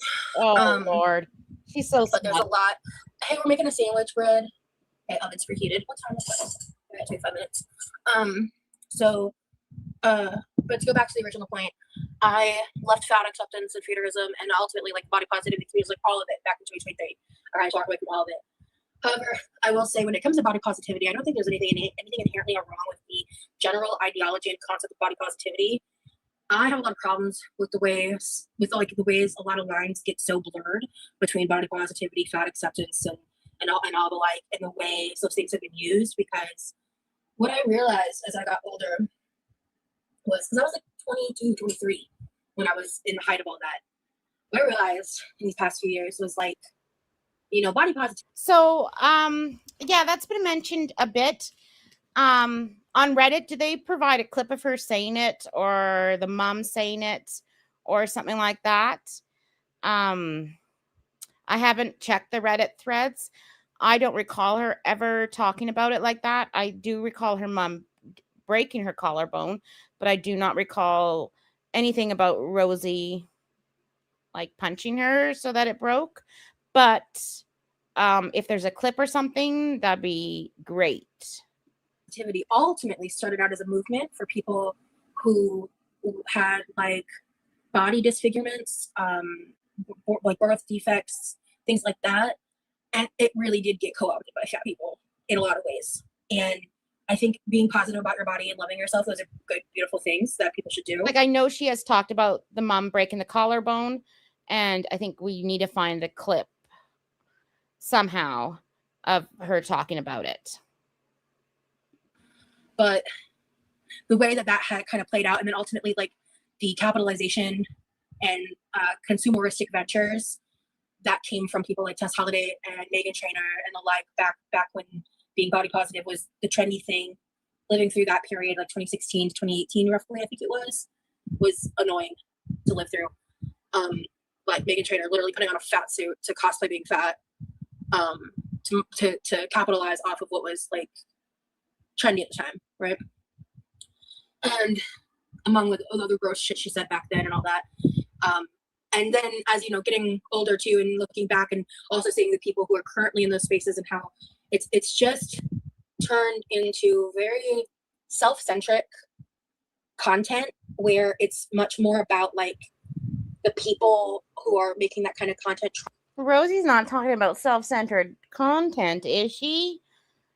Wow, she's a little condensation right now. She's a little condescending trying right to get followers and trying to make money and trying to do all these things instead of what it was originally back when it was like a grassroots kind of operation, right? And so like we're never going to get back to those days. We're never going to get back to those days, and that's just the reality of it, especially like the modern world right now, like with everything with like the GLP-1s, and like we're kind of getting a lot closer to the pendulum being back in like the early 2000s where either your hip bones are showing or you're fat and disgusting. Like that kind of mentality is getting a lot more popular right now, and that's really unfortunate. You know, but I think it's just really important to understand that like we have one life that we get to live with our identity, with whatever lot we have in this life, and like why should we spend it? So I believe she got kicked out of the fat acceptance.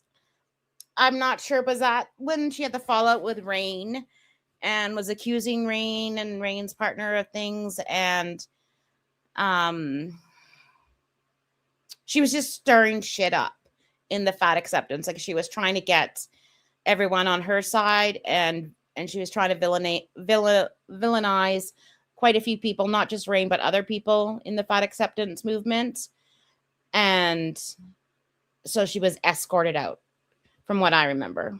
Miserable and hating ourselves because we don't like the skin suit we were given, you know? I think it's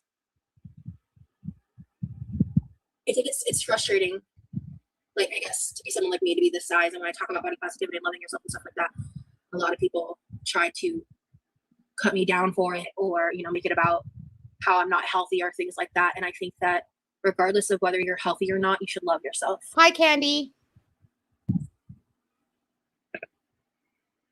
I hate how the pendulum has swung back. Exactly, Spice of Mike. Good use of that emoji, Poop Dynasty. Yeah, we're making a white sandwich bread, but yeah, no, there's definitely a lot of mukbang content that's absolutely geared towards that, but not all of it.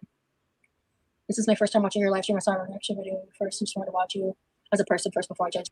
I'm sorry. I would say 99% of Rosie's mukbangs are feeder fodder, especially like the cabbage boil or whatever she did. The 3-dog hot dog, like anything, like when she has her tits out, no bra, that type of thing. Like majority of her content is feeder fodder. Majority, in my opinion. Do you have Mother's Day curly pop? Well, thank you, Suga. I hope you're still here. I'm sorry I didn't see that right away. Thank you for being here and giving me a chance to show you who I am. So yeah, you know, I have a lot of opinions and struggles with like the community aspects of things and how these things has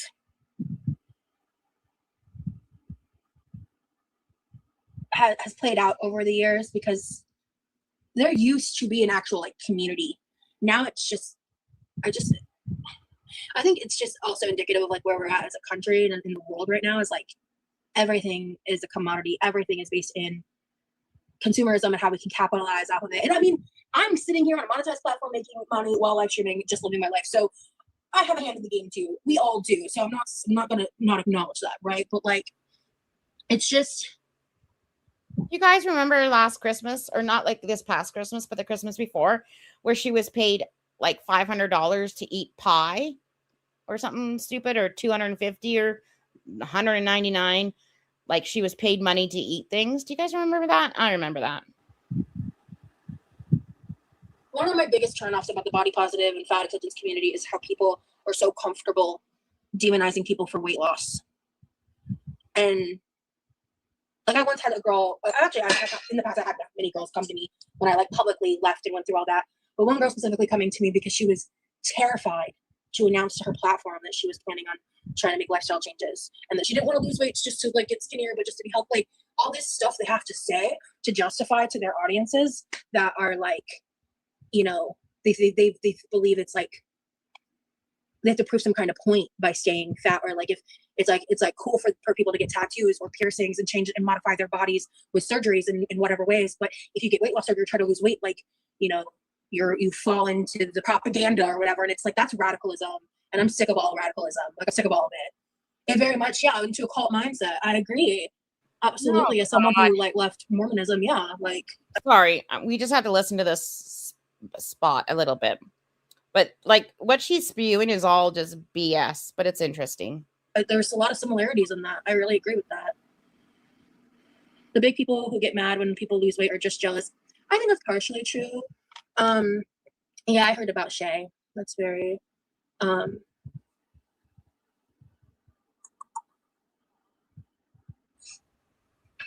see. Yeah, I don't know who that is. I don't really watch mukbangs anymore. It's been a long time. I mean, occasionally if something pops up on my like TikTok that looks like I tend to, it's okay. It's actually less mukbangs, but more like if someone's like trying a new item or something, and I might watch that, but I'm really not. Yeah, she absolutely did. Villainize weight loss surgery. And that way the BOFO community doesn't seem to support bodily autonomy, ironically, right? That's my point. Like, I think that's crazy. But the core of it, you know, I really do believe, right? Like, I think everyone deserves to love themselves and be their own best friend. I really believe that. Even if I don't fucking like you, you should be your own friend. You can also love yourself and do things to better yourself, because that's a part of loving yourself. Like, you deserve to be able to go on any kind of walk that you want to. If you want to go hiking or around a lake or whatever, you deserve to be able to do that. If you want to just go shopping with your mom or your bestie, you deserve to be able to go do that. So loving yourself is not just saying, I deserve to be in a 600-pound body. Loving yourself is also saying, I deserve to be in a body that keeps me active and happy and able to spend more time with my family. You know, like, I don't, even if I think you're a bad person, like, I think it's like. Good morning, Lilac. I don't know. I'm the kind of person that believes, like, you know, food, shelter, water, human rights that everyone should have access to, regardless of economic stature. But apparently that's a radical belief nowadays. And I believe that everyone deserves to love themselves.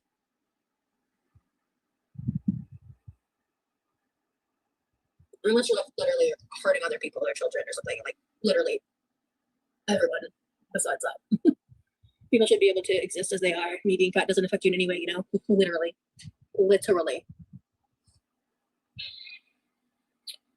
I'm procrastinating. Doing the dishes, clearly. All right, we've still got a little time, so I'm going to do some of these at least. Okay, I'm just going to pop it up to my next. I just started to get my weight under control for sleep apnea. Well, that's good. Well, yeah, I mean, that's the thing is, like, you know, I follow, I think I mentioned some of my members only, like, I follow Caitlin. Her username is 599 to damn, she's fine. She's lost 300 pounds. Like, and she's still losing weight, and she's on her way. Holy shit, that's awesome. To getting skin removal surgery soon. And she's kicking ass. And, like, we both at the same time started our health journey, right? Yeah, Rosie, they started at the same time. Rosie feels like she can't do anything because she doesn't have health insurance, but she can. There's a lot of things that Rosie could be doing right now that does not require health insurance. Rosie could be doing chair exercises. Rosie could be in the pool. Rosie could be following an anti-inflammatory diet. Rosie could be monitoring her own portion sizes. All these things don't require health insurance. Rosie says that she needs to go to therapy if she does any form of moderation of her food. I don't agree with that. I don't believe that. Rosie has had almost 20 years of therapy. She should have the tools to be able to eat in moderation without therapy at this current time. Let's keep that a fucking 100. Like mine, that's how that went. But like she kicked ass, and we've DM'd back a few times. And I mean, I don't know her well enough to like call her like a friend, you know, but she's like a mutual online, and I think she's cool. I like her.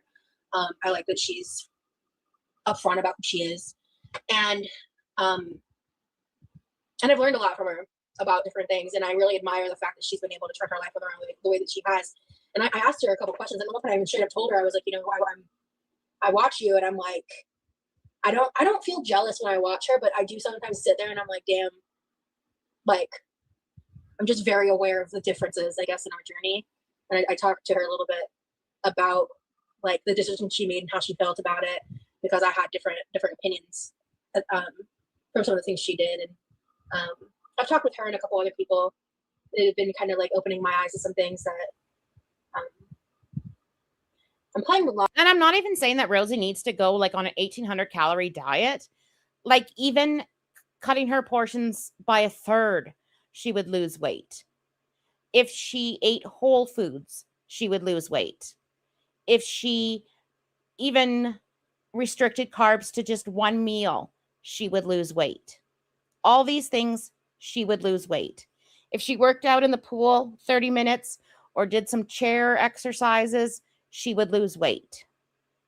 Long game right now when it comes to certain things in my life, because I only have so many options and access to certain like resources right now and stuff. But I really think it's like, I think it's really ugly when people project their jealousy on other people.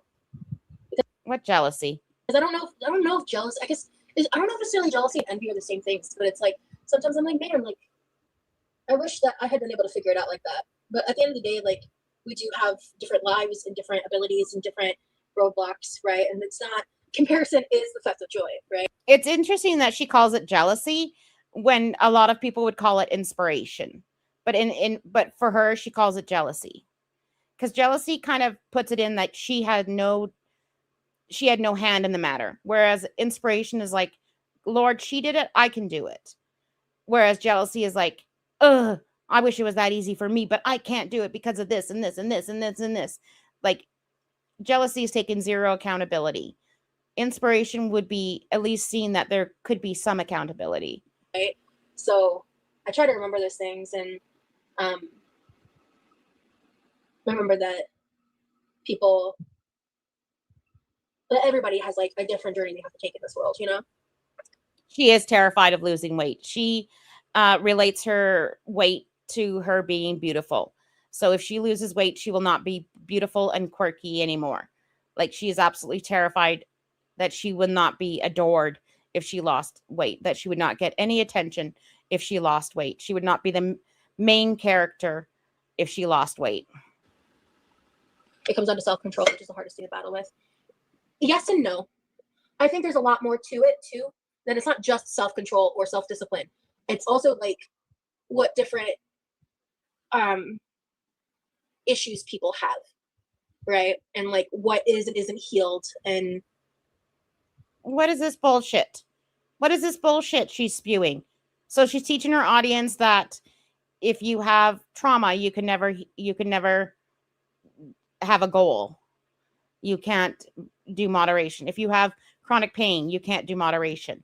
Like this is all bullshit. Do not listen to Roz.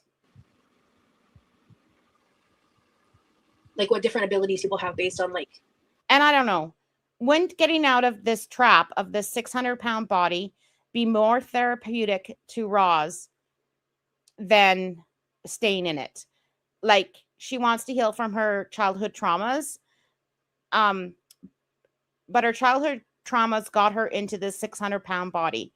So I'm just thinking that losing the weight, shedding this shell that she's wearing would actually help not get over, but help heal or change her mindset of her childhood traumas, because she no longer looks in the mirror and sees what they have done to her. Does that make sense? Every time she looks in the mirror, she sees what trauma has done to her. I would be like, screw trauma. I'm going to get skinny. And so I don't ever have to look at what trauma did to me. I don't know. Does that make sense?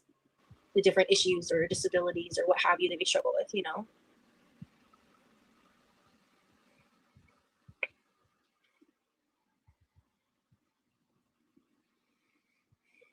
No, the bread is rising right now.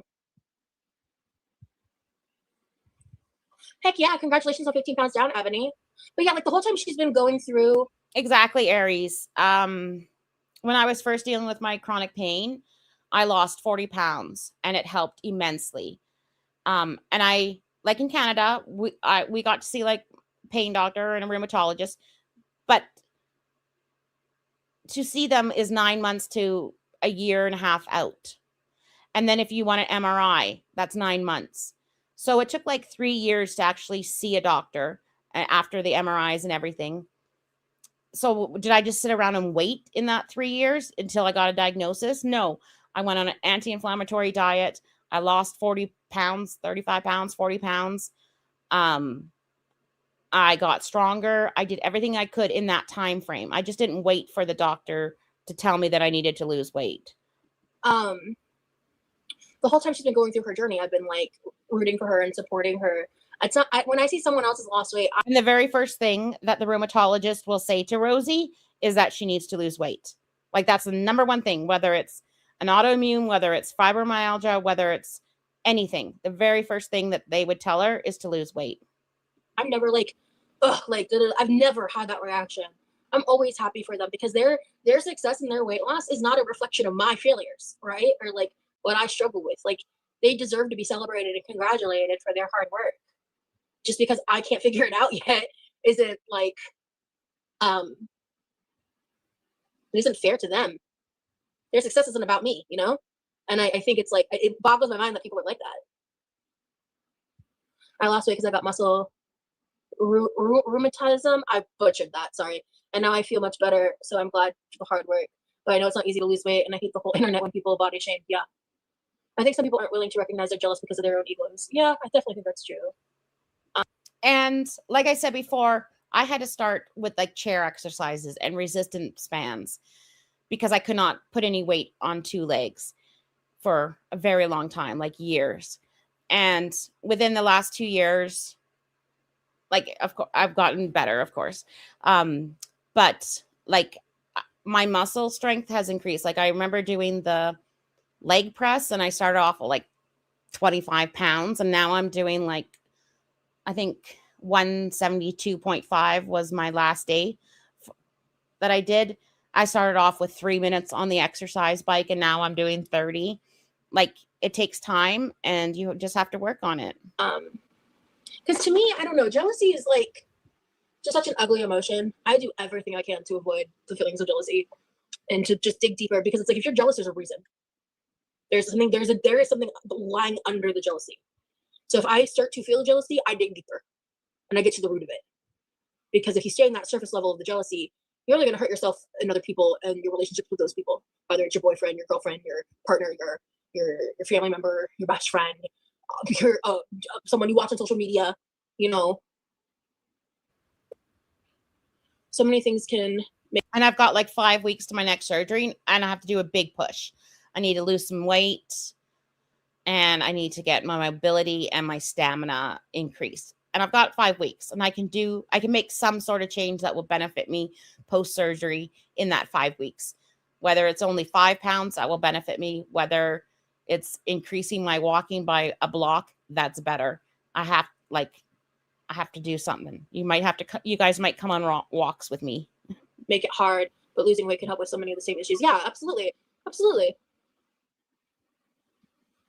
I definitely disagree. There can be any circumstance that will prohibit you from progressing, but still the person to have that success. I don't know. We all have our own path, though. It takes time and failures and wins. Yeah. Okay, Yeah. let's move on a little bit. Let me find my Some next. people think being jealous is like admitting to yourself that you're not good enough, so it's a weakness they want to hide.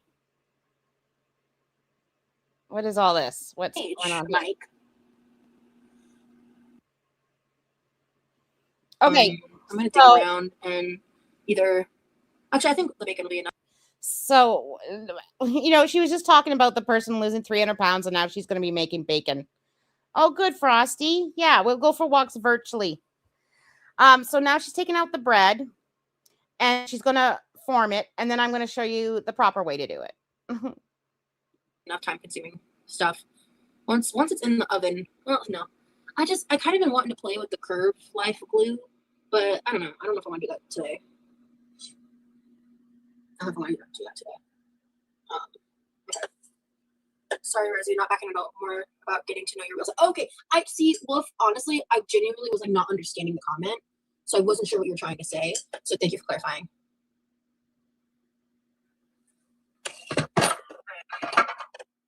So there's a couple ways you can do this. You can either roll it out. It's really funny that she's telling us.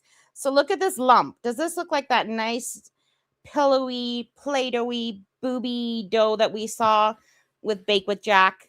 No, this is a lump. This is a lump of clay. And like roll it out kind of flat and roll it up. Like flatten it and roll it into a rectangle. Or you can shape each half of the dough by gently tucking the dough into a love shape, tucking the edges under. I think I'm going to try that method because this is the glass top stove top and I don't want to do all that. So I'm going to just kind of like the dough rage like this. Okay, this is is under. Oh, so I went the wrong way. Okay. I saw this and I just about died. So this dough is tough. Like, look how tough this dough is. She can barely like roll it under. Like, this dough is tough. Like, this could have been paper mache. Like this is what you use to keep your door open in the summer. Like, this is the toughest dough. And she doesn't get that. If she had just watched one or two videos on how to make bread, she would have realized that this dough is like tough. And yeah, like it's salt dough, exactly. Pinch it a little. Thank you for the hearts, chopstick. And we're gonna take our buttered loaf pans or greased loaf pans, place this in. And it is salt dough. That is exactly what it is. So that was her shaping. Like, this is ridiculous. This side, we'll put this in here. And then we'll repeat. Oh, don't do that actually. You're West Coast? Always leave what bacon is forever. Yeah, exactly. That's hilarious.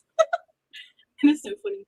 I think I did a really good job. I don't think I overneeded exactly, this. Candy. I've done this is probably my third time making the sandwich bread, maybe, or second time.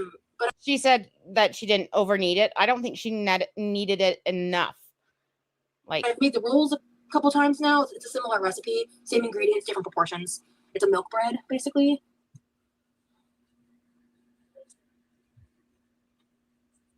Like, look at the way she leaves it. Like, she barely tucks it under.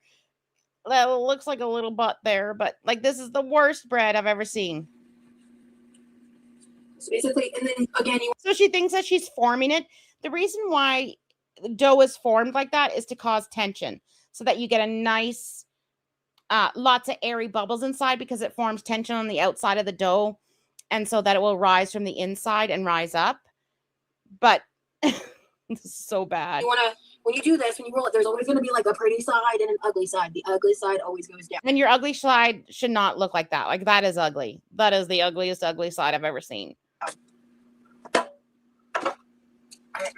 Oh, all her bread has been. Again, please set it here. Exactly, Belle. Set it. Okay. Side. I'm gonna take one of the red. Now I want to show you guys what it should look like. Just a sec. So this again is Bake with Jack.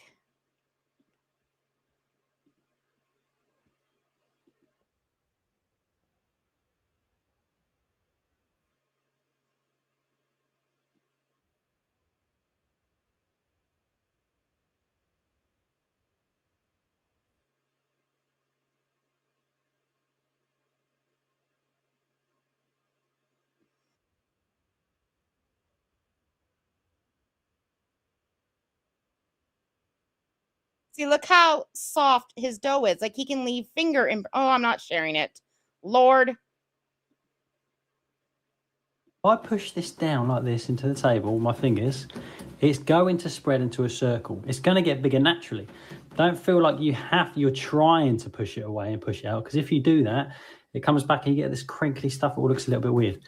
Just push down firmly with your fingertips, with your knuckles. If you Rosie couldn't press into this dough at all. Like her dough was hard as shit. Like his dough is pressable. You want to, and let it spread where it wants to go. Now we've got this nice circle. We're going to check it doesn't stick to the table again, which is fine. And now I'll take the two sides like that, pull them out slightly, fold one over at an angle. Like look how elastic his is. He can stretch it. Do that twice so you can see it with the other one. Fold this over the top at an angle as well, so we've almost got a triangle. Now I'm going to push it all back down nice and flat again. Okay. And you can hear him squish the air bubbles. Like this dough is beautiful. Like this. Remember our tin, okay? If this bottom bit of your dough, if the width of this bottom bit is the length of your tin, you're good to go. You don't want it to be any longer, otherwise it's not going to fit in your tin at the end.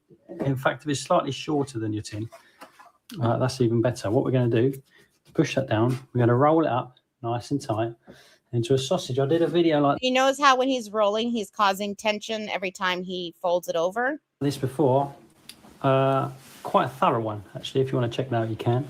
You might not need to, but you might feel like you need to. And that's another airplane. Roll, push with the thumbs.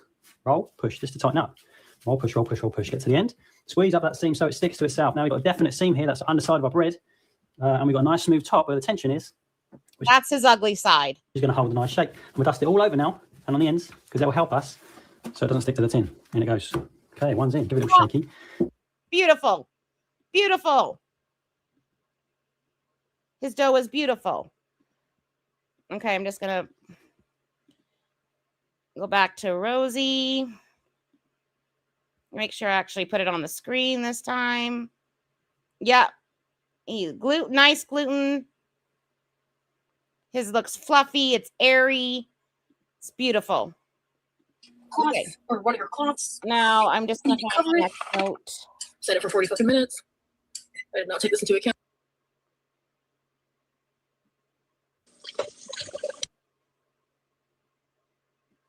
I'm thinking about maybe frying some bacon. Maybe we can make bacon sandwiches or something. Yeah. Yes, great idea. There's I ate the other leftover chicken pot pie that was in the container. So here she's trying to control what her brother's eating. Like it's just annoying. But coming up. That I saved for you because Mom has the newer version, so you can have some of that. Try to help. Sorry. Here, if you want me to throw that in the toaster, I'll do it for you. Yeah, on the bear. She could have done it on the wood thing. I'll start earlier, but I had a little fun on someone else's street. I hear you. I saw that comment. I saw part of it. I'm not going to rush my relationship for these reasons. That's all I'm going to say. I think that's weird. Like a false motivation for a relationship. So I heard people were asking her if she and Remy were going to get married for health insurance. And she's just like, I'm not going to. It's weird. I'm not going to. I think it's coming up.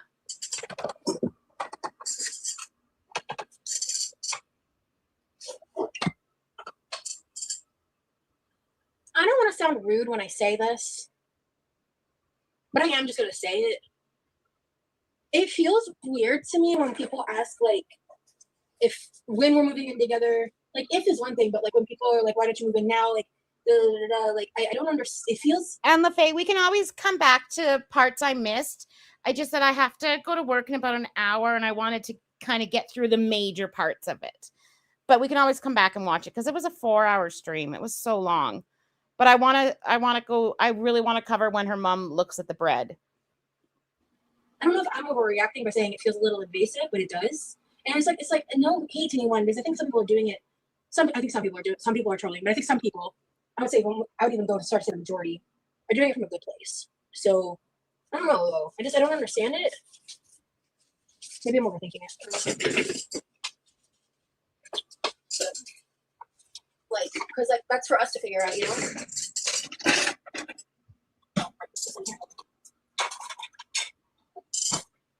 Very interesting that Remy hasn't been around as much. Exactly, Remy. Oh, there he is. He just I said, disagree. I haven't talked about moving in with him. I'm here in to that way. support you however you need, hun. Ugh. How they move in on their own timeline and not anyone else's. It is an invasive question. You're not overthinking, Queen. Okay. Oh, I genuinely think some people are well intentioned. Like I really do think that. okay. Let me bump it up a bit. Because she just, oh. Then she cuts some pineapple. Look at the way she cuts. See if I have any good cups for that. This is insane. I don't eat frozen fruit Yeah. at all. Okay, let's see. It'd be good. It'd be good. Okay. This part right here needs to be cut off, but that's fine. I can get that when I peel it. Rosie says she can't cut because of her hand issues. No, she can't cut because she doesn't know how. Oh, this looks really ripe. Okay, perfect. Okay, good. All right. See, there's like this pot right Now, guys, do not take advice from Rosie on cutting. Watch your fingies. here is like not cute nor fresh, but you can just see.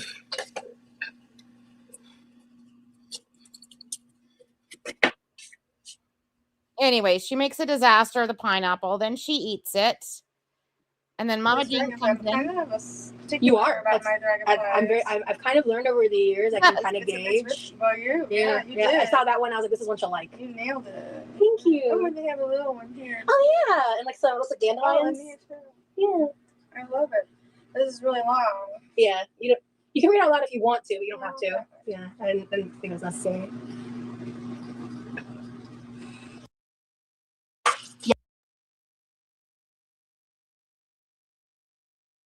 Tradition, but not my go-to.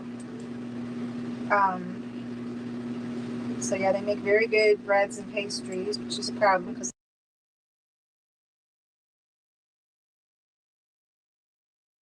Bacon. I'm just not up for it. I'm tired. Yeah.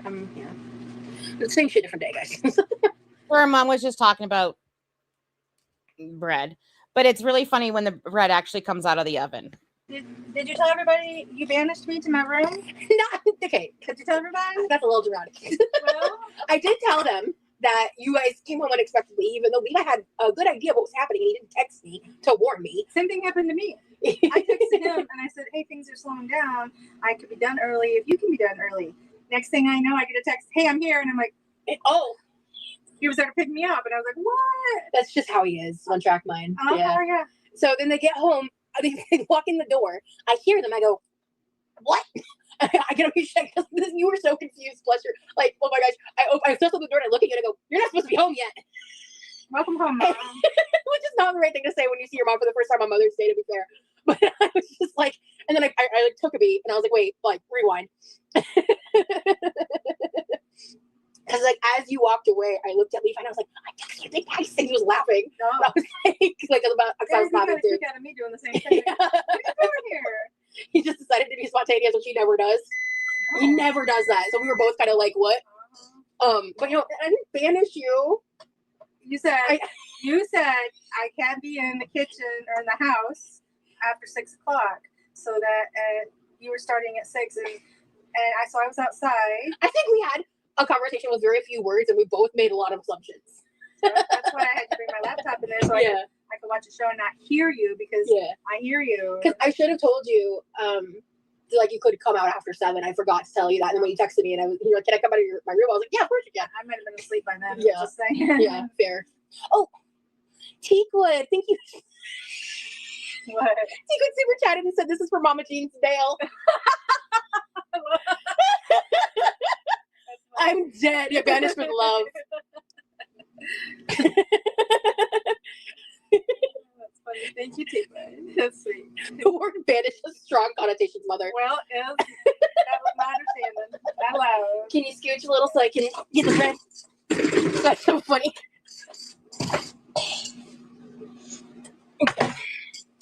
Oh, my God. Y'all, look at this. Not Gordon Rosie. Y'all. This bread looks horrible. And she thinks it's like amazing. Okay. All right. So, See? I know. did I see? Did you? You didn't see? No, I left it as a surprise Oh. for you. Mama. Yep. Thank you. I reinforced it 3 times, so Oh, you should be set. thank you. Be mindful not just to go yanking on. Oh, yes, ma'am. Oh, Now, if you want to help it lie flat, you can use an iron and set it down. oh, like, Like hold it like this, yeah. and then iron it, and you can press these seams. Oh, okay. I don't think that when Mom made this, that this was her. I think this was like a test run. Yeah. But look at how these Yeah. crystals have held up. Crazy. I don't think. So she stitched this design out and then hand laid. This is over 20 years old and there isn't a single missing gem. She hand laid each crystal and then she heat press set them. There isn't a single missing gem. So if you ever wash that, you need to wash it by hand. Oh, Never yeah. put it in the dryer. God, no. Here, can you take this out of the kitchen, please? Okay. Precious Now for I that. want to see this Okay. bread. So I am going to take, you're supposed to take these out immediately. Immediately is a little flexible right now. It is so special. Set them on their side. That's how you dry. That's how you cool them the fastest. There is some flat bread. For reference, people, just a second.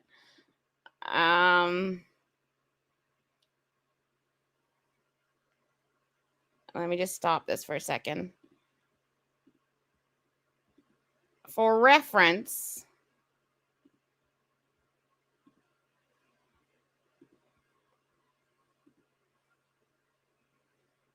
oh God, I got too many tabs going here. Look at how fluffy my loaf is. Like hers is a half the size.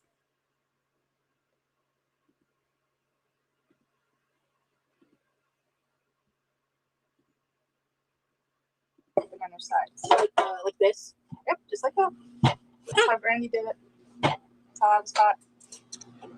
So now we wait. I turned the oven off. Let me see. When I was growing up, my favorite after school snack was to come home and my mom would have homemade bread made and I would put it in the toaster and then put peanut butter and honey on it. So good. Yeah, so to answer your question about the crystal necklaces, based on the crystals, they have different meanings. This is a rose quartz 7 chakra necklace. So it's supposed to help promote like self-love and things like that. Like rose quartz does a few different things. I'm not the best person to answer those things off the cuff. Yum, yum, yum, yum. Yeah, so to answer the person who said that, hold on. Did she make that? Yeah, so I made it actually. But Do you notice how lispy Rosie's getting? Rosie always gets really lispy when she's really super proud of herself or she thinks she's done something or like she thinks she's amazing. She gets really, really lispy.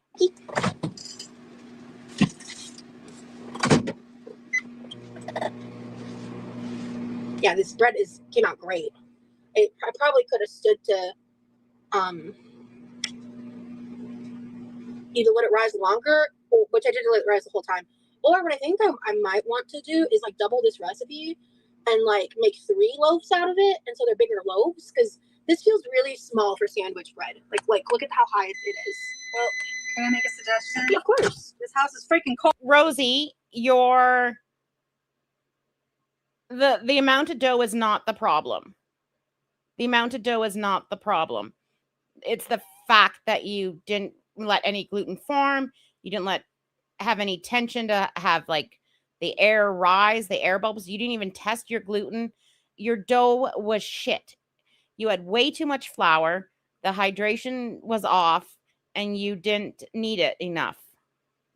Cold from the air conditioning, and it's not. And she says it's a cold house, Mama Jean. I have to politely disagree with you. Like I said, my house in the winter's cold, and that bread that you saw in my community tab was made on a cold day, like at 62 degrees, and my bread rose just fine.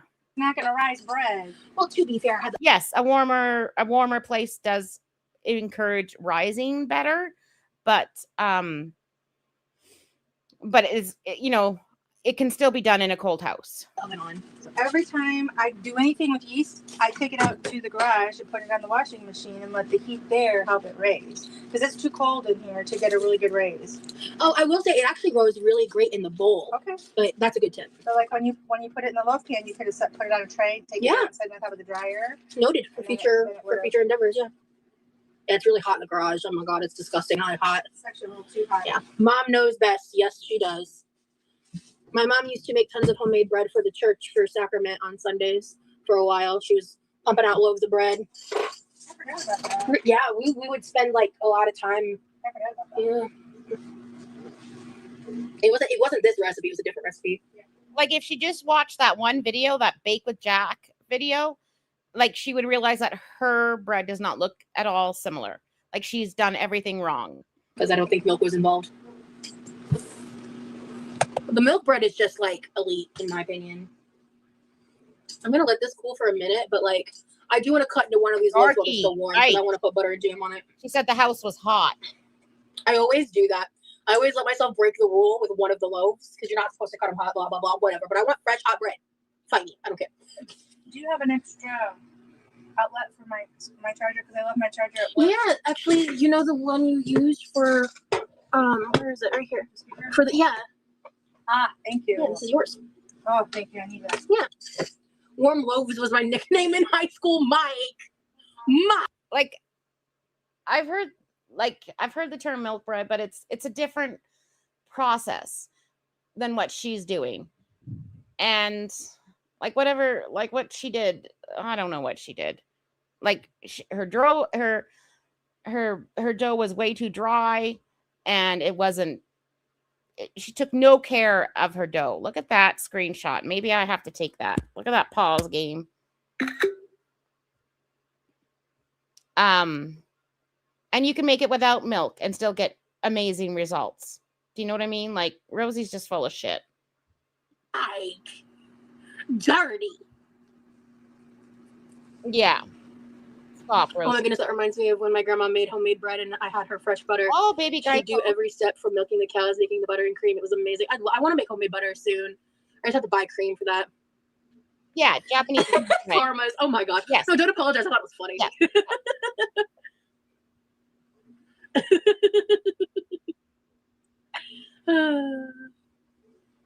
Okay.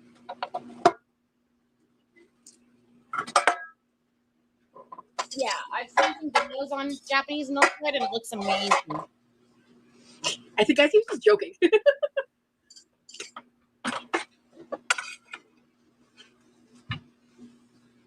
See, So I think they use milk. Like if you're just making a yeasty dough, you use milk.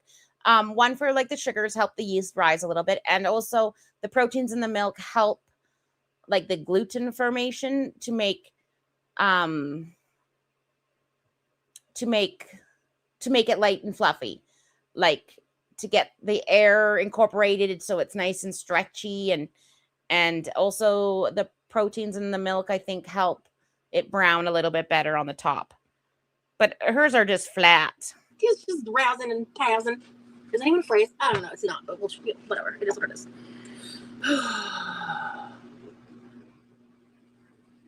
Bruh.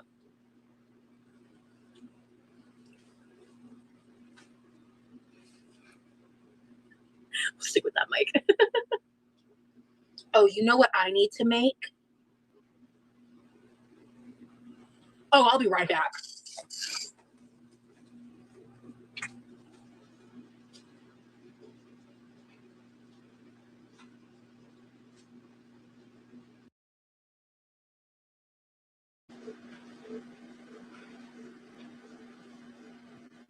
Well, this is a good view. Where'd you go?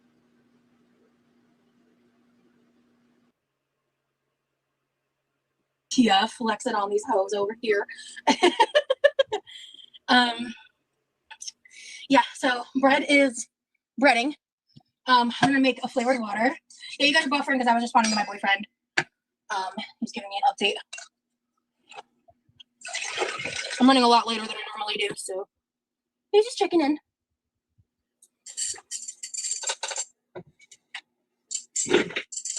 He's my best friend. He's just been amazing in every conceivable way.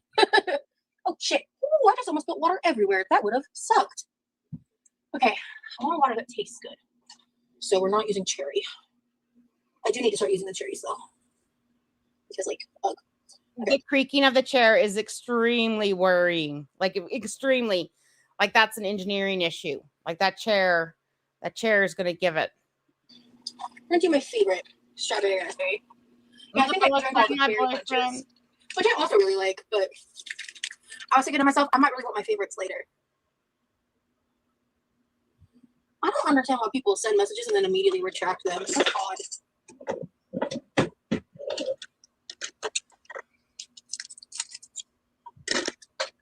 Do you like brownies? Yeah. If you do you have a favorite recipe or box brownie?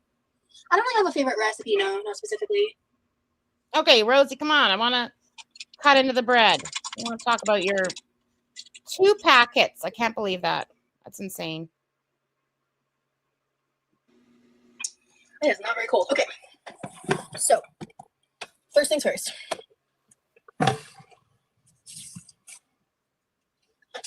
Pause. And then we're gonna grab the wooden cutting board for this loaf. Yeah, I was spending all day alone, and this has been a fun time. Aw, Mike. I'm gonna make some grilled peanut butter and jelly. Would you like a bite? Heck no. Just toasted bread with. Her grape jelly is old. It's old. It's over a week old. It's old. With peanut butter will be fine with me. Grilled? That's too much butter. I just want to warn you. Oh, baby guys, well, that because it sounds didn't raise so good. much, it might not tear, but cutting it before it cools enough tears the That's why bread. I'm not touching the better looking loaf. I'm just letting you know. So because yeah. this didn't raise as much, you might not have that problem. Gotcha. Okay. That's why you let it cool. Just The better looking loaf? Where? so you know. Yeah. I'm letting it sit for like a minute before I dive right in, but I Now watch Mama Jean's reaction. It's funny. Like her whole reaction to this whole bread thing is hilarious. like when it's fresh hot out of the oven and you put little butter and jam on it, life changing. I like it toasted. Yeah. I like the crunch. Okay, so I'll cut you a slice and throw it in the toaster. Mm-hmm. And then you want peanut butter, no butter? Yeah, peanut butter, no butter. Peanut butter. Okay, so you want one slice? Oh yeah. Okay. I want to get a gauge of how you want it. Do you want me to literally like split it half peanut butter, half jam, or peanut butter and jam on top? Butter and jam on top. Oh, Rosie, shut up. Okay, I don't understand the peanut butter and butter thing. My mom used to make me, like when I was sick, and she'd make me like peanut butter on toast, and she'd put butter first. And I don't get it. I don't understand it. I didn't like it. Cool. So there's a bite of each and every bite. Got it. When I cook or when I make stuff, I always think about the bite. Yeah. What's that? That Oh my God, Thistle. One of those Pullman loaves, Pullman pans is like on my wish list, like Christmas wish list. And also one of those like cool little sourdough spatula thingies that look, I don't know what they're called. It's like a sourdough bread mixer thing, like it's a handheld tool. You love peanut butter and butter? I don't get it. I don't get it. Maybe that could be. She's British. But the Pullman loaves looks amazing. That's like wish list. Dough whisk, maybe it's called. yeah, the whole thing. You're out of camera now just because I want them to see the bread, but we're gonna. No, she took Mama Jean out of camera because Mama Jean was giving her the side eye. Watch this. She looked right at Mama Jean and then took her out. So there's a bite of each and every bite. Got it. When I cook or when I make stuff, I always think about the bite. Yeah. What's that? Yeah, put it on my community post. Yeah, the whole thing. You're out of camera now just because I want them to see the bread, but we're gonna. There's a little bit of flap here.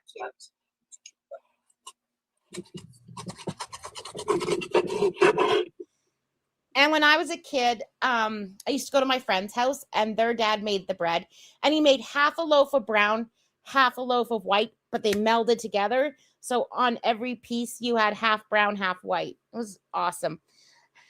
I make a lot of bread because my kids like they they eat a lot of bread for sandwiches for lunches, and I can't justify spending $7 on 6 rolls or $8 on 6 rolls at the store. Like that, I can't justify that. But I like making sourdough, and then I have a electric bread knife, and I can make it super thin, and so that the carbs are way down, but I still get a little crunch when I'm having like eggs or something like that. Or if I make like a cottage cheese pizza toast, I just have a little bit of crunch with it.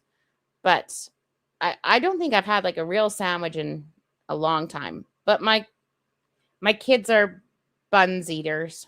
That's what the crumb looks like. Roz, no. There's not one air hole in this whole thing. Not one. This looks like a pound cake. It's like You know what Irish Paul Hollywood bread. would say about that. Who? Say what? Paul Hollywood. From the So I'll tell you how I got my electric bread knife, because I was using a knife and I like the slices were always too thick and it was hard to cut. Like it was just, anyways, I went on like Facebook Marketplace and I'm like, does anyone have one of those old school bread knives they have in a box downstairs in the basement that they are willing to donate to me? Like for free. And somebody had one like from the 70s. It's orange and cream, and she doesn't use it, and she's like, take it. And I'm like, you're the best. And I love her. Like, she was the best. It's the best thing I got off Facebook Marketplace in my life. greatest British Bake Off. Oh, yeah, yeah. He's the bread guru Oh, what would he say? in Mazenov. Oh, yeah. You already know that. So Yeah. It's really tight there.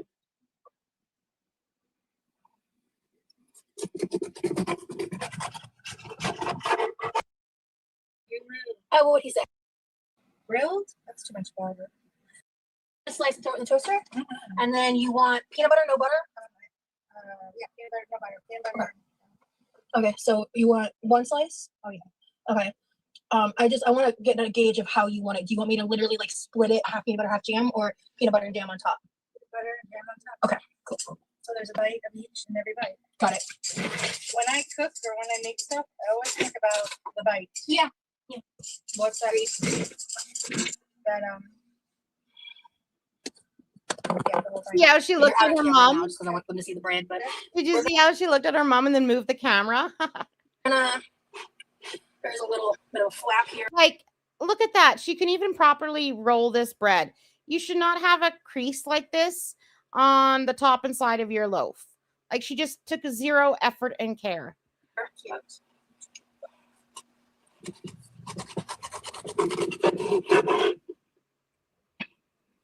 Yeah. That's what the crumb Yeah. looks like. Pause it. Yeah, it's horrible. It's horrible. You know what Paul Hollywood would say about that? Who? Say what? Paul Hollywood. This looks like a lemon pound cake. Mama Jean's like, Jesus Christ, I gotta eat this. From the greatest British Bake Off. Oh, yeah, yeah. He's the bread guru Oh, what would he say? in Mazenov. Oh, yeah. You already know that. So Yeah. It's really tight there.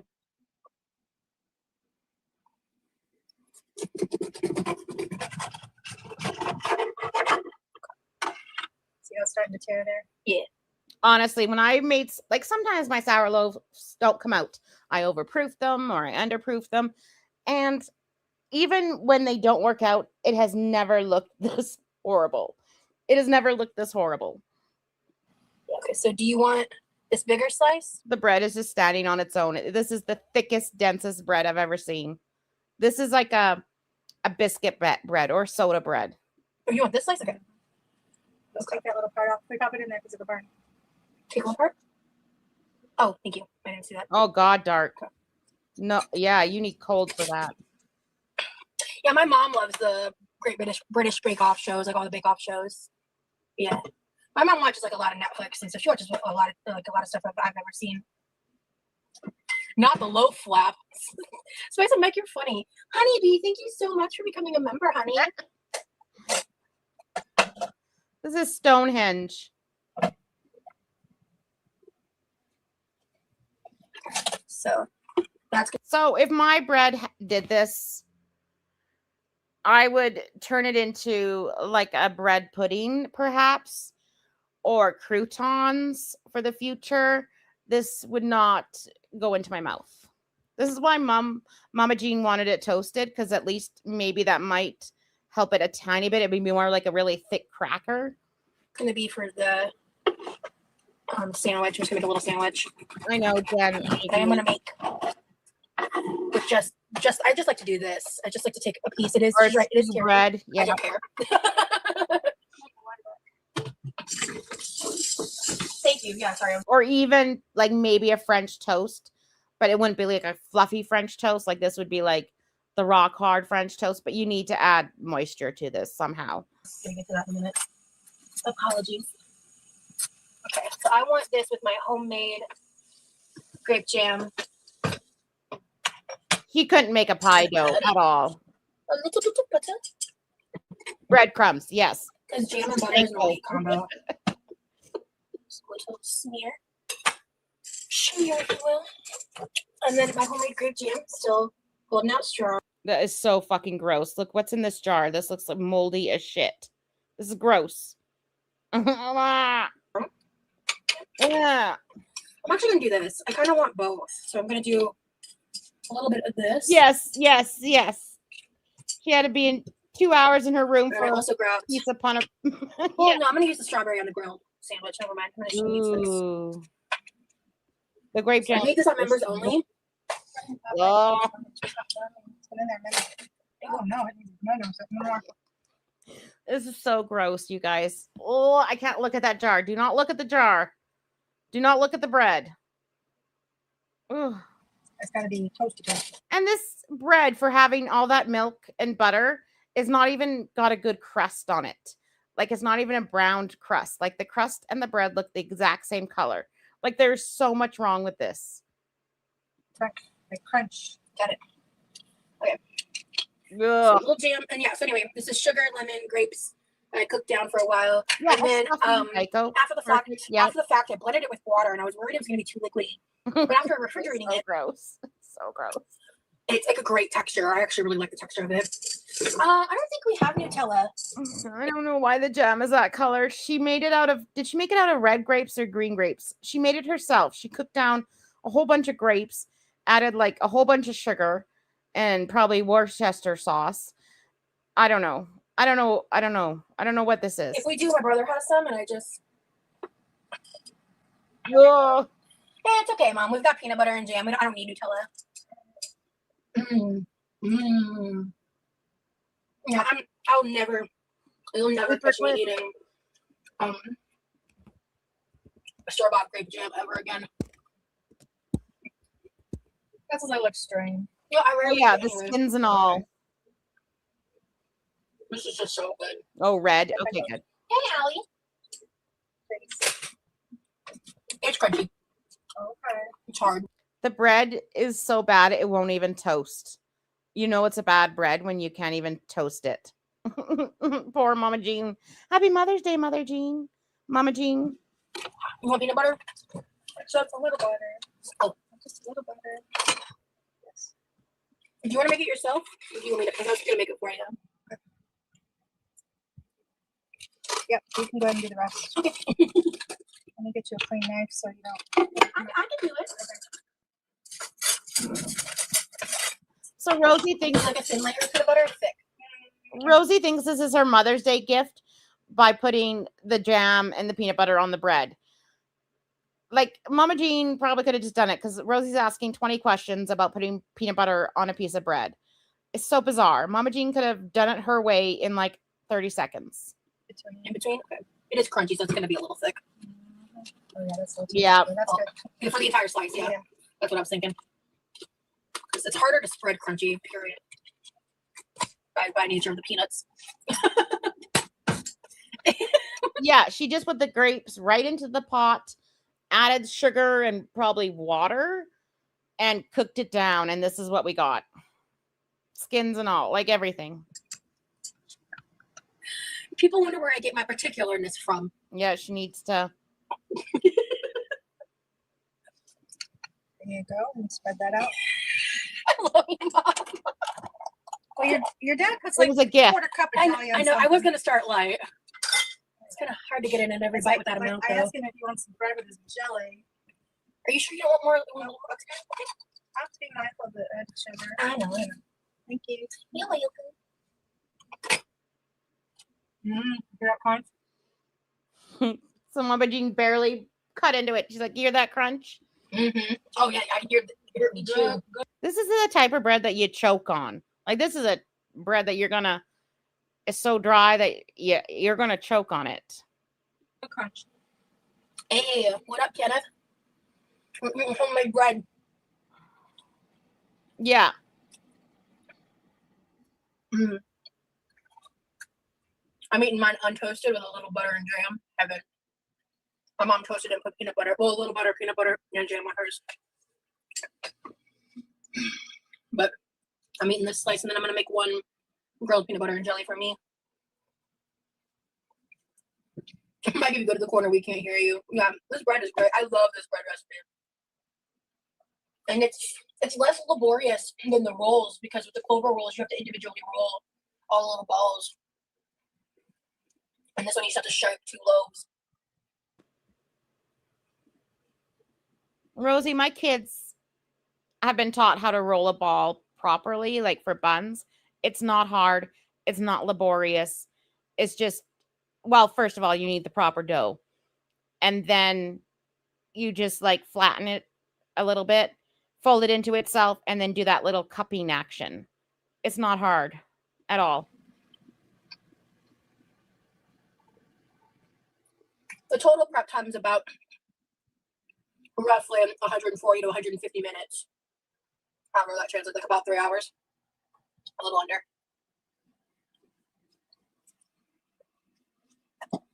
I got better this time with the bread. I feel like the last time I made this, it was a little overworked because I think I kneaded it too long. I've never had. And the fact that she thinks that it's overworked is the problem. It's definitely underworked. And like she could do a no knead bread and not have to knead at all, but she needs more water. Like it needs to be a higher hydration bread. But the fact that she thinks it's just because she didn't knead it, if she had like even kneaded it for the 8 minutes, 10 minutes, she might have had a slightly better bread. A slightly better bread. She still had a problem with the hydration, like the water, like it's still too dense, and probably the yeast, but she could have had a slightly better bread with kneading it. Like this is technically just like a white bread. It just has dairy in it. Flour. Yeah, I want to eventually learn how to make sourdough. But the thing about me is like, Hi, Crystal. I don't even think I like sourdough that much. Oh, good. Oh, that's so good. Sourdough's like having a pet. You gotta feed it. Yeah. You gotta babysit it, feed it, stir it. Yeah. Oh, We're gonna make. And yes, One day I want to make a completely homemade. I don't believe she had it rise long enough, especially the second rise. I made a sourdough that was pistachio and cranberries. But I tried to make a lemon raspberry sourdough, and that was a complete fail. That one I completely failed at. I admit I threw that one out. Homemade peanut butter and jelly, homemade bread, homemade jelly, homemade peanut butter. That'd be lit. That day's not today. It's partially homemade. The bread's homemade. Oh, you're done. Well, I'm using strawberry for this because I ate my slice with the one I made homemade. But French toast peanut butter jelly sandwiches are chef's kiss. Oh my God, Sasha. That sounds divine.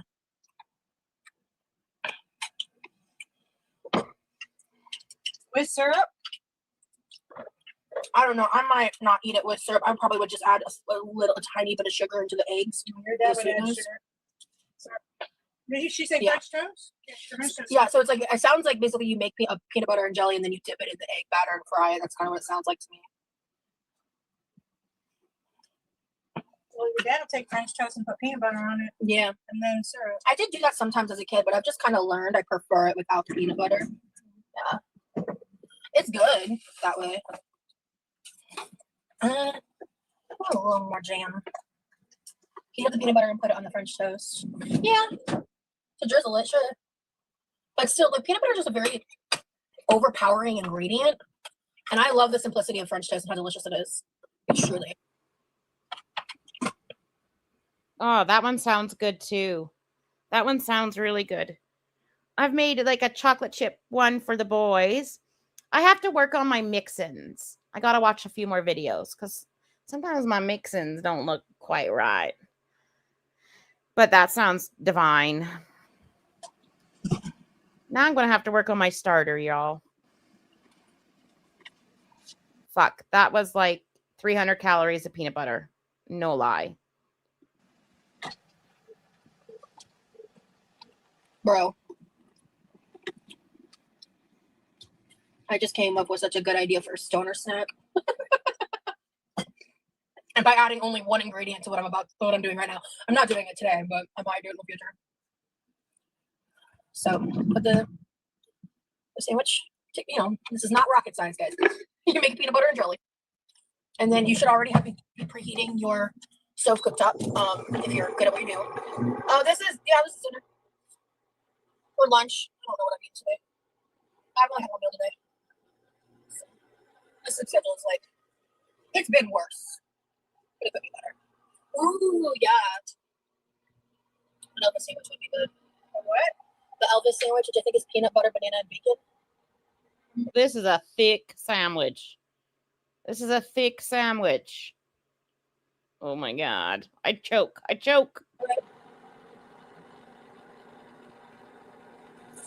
It's fat shit for sure. Calories, let me guess. Okay. So usually my bread is about 120. So each of these slices, because she's got thick slices, is probably 200 calories and probably like 40 grams of carbs. Peanut butter, she had at least 2 tablespoons, which is about 200-ish, 240. So what are we at? And then the jam, probably like 80. 300, 400, 500, at least 600 calories, I'd say. I love me grilled pizza jam.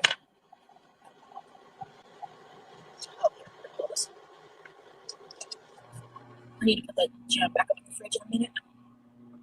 Because I weigh my buns and stuff, and each bun is like 80, 85 grams around there. And I think it's like 120 or 140 calories. And each of her slices is bigger than that. I don't think I need it. Yeah. That was very loud. This up as I could.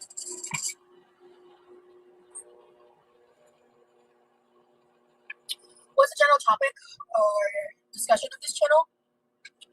Whatever the vibe is, my guy. Right now we're just chilling. We're making a peanut butter and grilled sandwich. We just living life out here, dog. Know what I'm saying?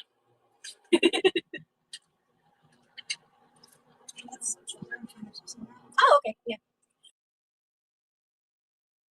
Loves it. Yeah. Yeah, so, well, I don't think he had dinner. No, that's what I'm saying. He used this, he made sandwiches, and then he also had some dessert as bread. Like, he put, like, jam and stuff on it. I wasn't saying that in, like, a negative way at all. Yeah, we got the other loaf. I'm actually making my sugar. That's not a bad idea at all.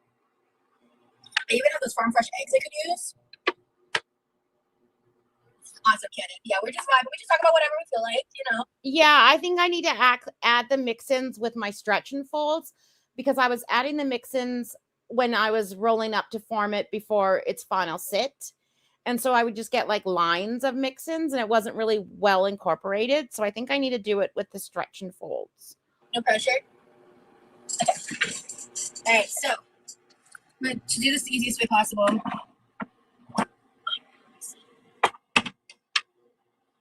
Okay. I don't know if it's the easiest way possible. This is the way I'm going to do it. So I buttered one side so far. So I'm going to take this. And then she gave me the rest of this butter. Turn this down a little bit, actually. Okay, let's see how much butter she uses. So let's add another 100 calories for the butter. So this is like 650, 700 calories, I would think. Let's see. 300, 4, 5, 6.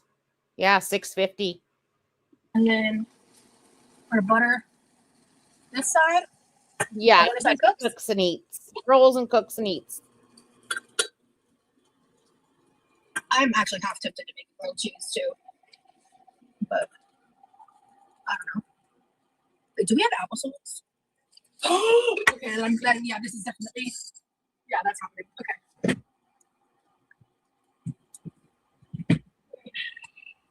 Like before I got my electric bread knife, I did have some thick slices.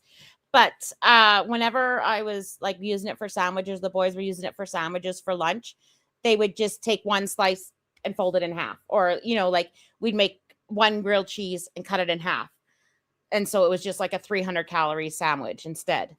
Like they did not eat the full sandwich. And then I even like pre-cut it so that they didn't, because it's a lot. The bread is thick. This is thicker bread, so we're gonna need more cheese than usual.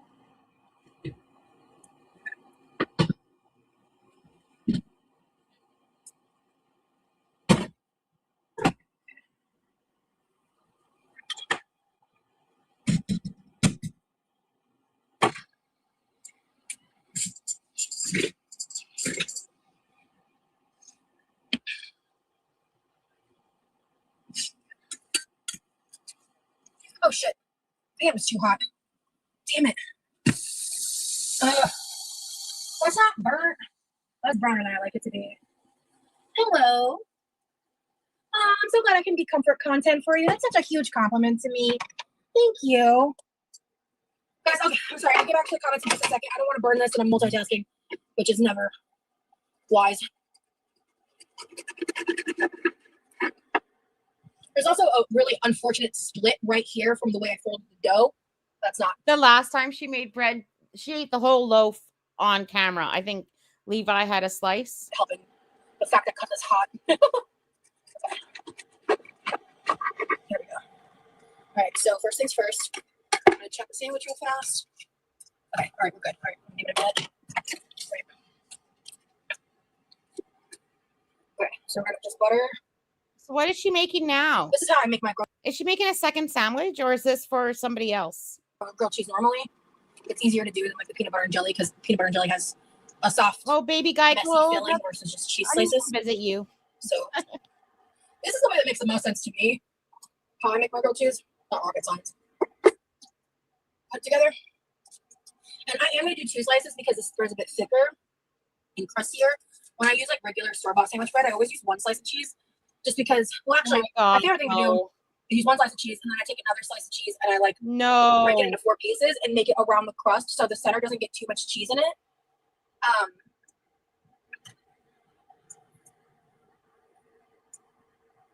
So her 2 sandwiches are, rough estimate, 1,000 to 1,100 calories.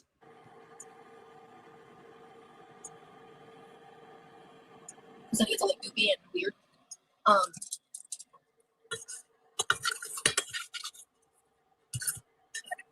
I agree, Thistle. I could probably do that as well, to be honest.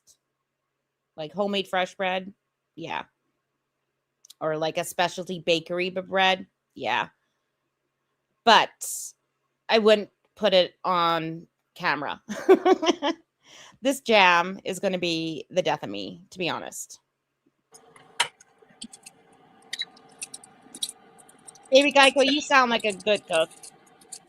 I wasn't sure what I was doing for dinner, but now I do. We're having a peanut butter and jelly and a grilled cheese.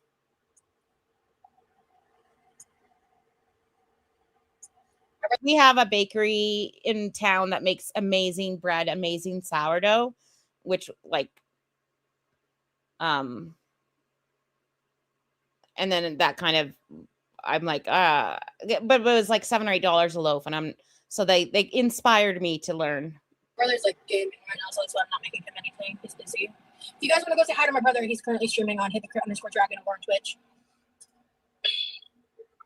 And then I just want some. I grabbed a bit of a bigger bowl because I was focused. I don't need that much. Well, that sounds good. Think about there. I did want a bigger bowl so it was easier to dip the sandwiches in. Because grilled peanut butter jelly is also good dipped in applesauce, just like a grilled cheese is. And this bowl is not a little bowl, and she just put applesauce in, okay?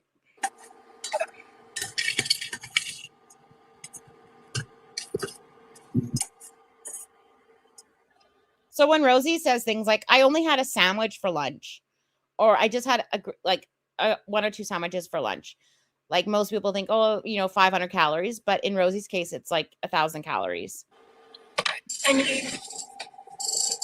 Plus, she had just the slice with butter and jam on it.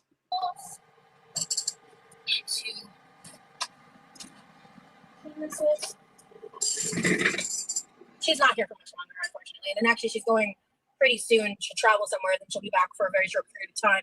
And then she's leaving. So, gotta wait a moment.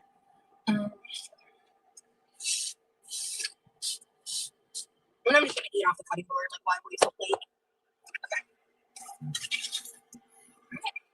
Okay. That's the pretty side. Okay. And then a little peanut butter got in here, so I'm gonna just wipe this out real quick. All right. And then I'm gonna take this. Bitch. I gotta be careful. The bread's a little. Look at this comment. That bread looks really good. It's like fluffy. Chopstick, are you on crack? I shouldn't say that, but Lord, Right. It's the least fluffiest bread. So yeah, I actually finally listened to the entirety of Sleep Token's discography. There were some songs I hadn't listened to yet. I sat down, I listened to all of them, and then I listened to the entirety of Sleep Theory's new album from 2025. I fucking love Sleep Theory, dude. They're so. Oh, hell yeah.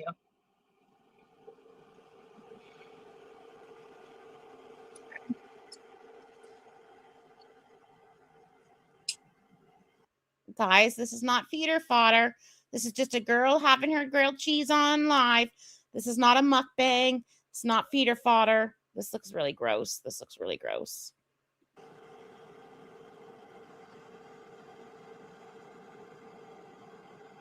Oh my god, that's so yummy. Oh, LaFay, that sounds good.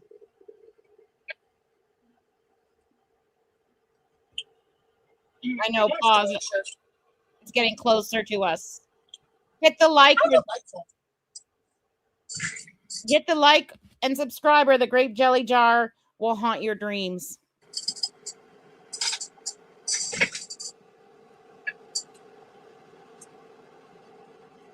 The grilled peanut butter and jelly is so good. I've been doing it for a very long time. Rosie, you introduced me to Sleep Token, and I'm obsessed. What songs would you recommend to a newcomer? Okay. Oh God, I don't want to If hear. you like harsh vocals, you're gonna like songs I don't. Gosh. Wish I had my backup. Thanks, LaFay. Yeah, I actually made monkey bread in high school a lot. I learned how to make it in home ec. Yeah, I Jen. also learned how to make apple pie. She's Have you doing ever heard of artist father. Hands? I highly recommend if you're looking for uplifting music, especially the song And again, her chats are not 18 plus. Won't Want to Be Bad. Is that like Christian music? What genre is that? I grew up listening to 90s country music. I like 90s music, new age country. Oh, Roz, I don't care. I just want to watch you eat. Oh God. So now we got the grilled cheese. What is this? What is that? Oh, applesauce. Okay. For someone with a lot of sensory issues, she sure eats some weird foods. Like for someone that complains of having only safe foods, like there's zero chance in hell that either me or my kid would eat this. Would eat applesauce like this. Like no. Hey mom, are you up for a bite of grilled cheese? Okay. Oh, cracked cardamom sounds so good. Oh my God.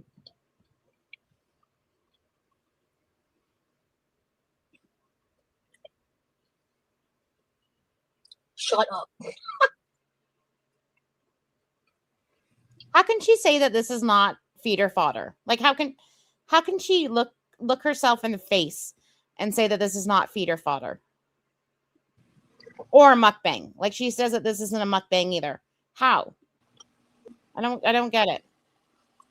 The cognitive dissonance is real. I never used to. Right. Take a drink. Oh my God. It's so simple. But on homemade bread, it's just American. I love American. I love American She says when she has like high pain days that she can only eat safe foods like Built bars. cheese on grilled cheese. Oh, you mean like Baby Dinosaur? Yeah, I get called. I get compared to that Baby Dinosaur all the time from the show Dinosaurs. I think that Baby Dinosaur's cute. I don't really take offense to it. People like call me that as like an insult a lot. I think the baby's cute. Of course you would. Yeah. I didn't watch that growing up. That show actually came out the year I was born. Oh, yeah. No, I heard Not the Mama. I think that's your reference to the show. Yeah, Jen, we all have to remember that Rosie did this for a living. Like she just ate regular stuff, whatever they would buy her, like pizza or hamburger. Like she did this for a living. She knows what she's doing. Look at her face. Yeah, and it's like I get like they're trying to be mean and they're trying to make fun of me and say I look like this like inhuman creature, but I think baby's cute. Yes, baby Geico, post the baklava. So I made I kind of made a baklava for Christmas as a gift. Just because I had a ton of pistachios. But the dough wasn't authentic at all. But the flavor profile was. And it was really good. Baklava is my favorite dessert in the world. Like, oh, guys, I'm supposed to be losing weight. Do not tempt me. But yes, post it and tempt me.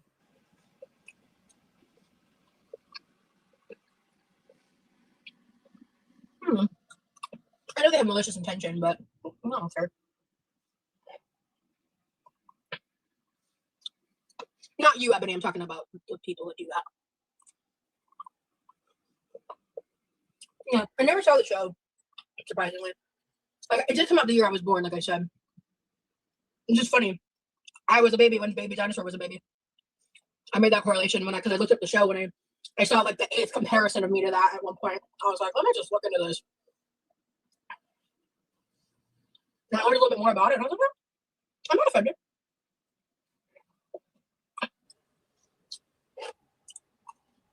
Of course she's not offended. She thinks it looks cute. But if you compare her to Roz from Monsters, Inc., she gets real mad. But the Baby Dinosaur, she's not offended. She thinks she's cute. The jaw clicking is about to make me throw my computer, but that's okay.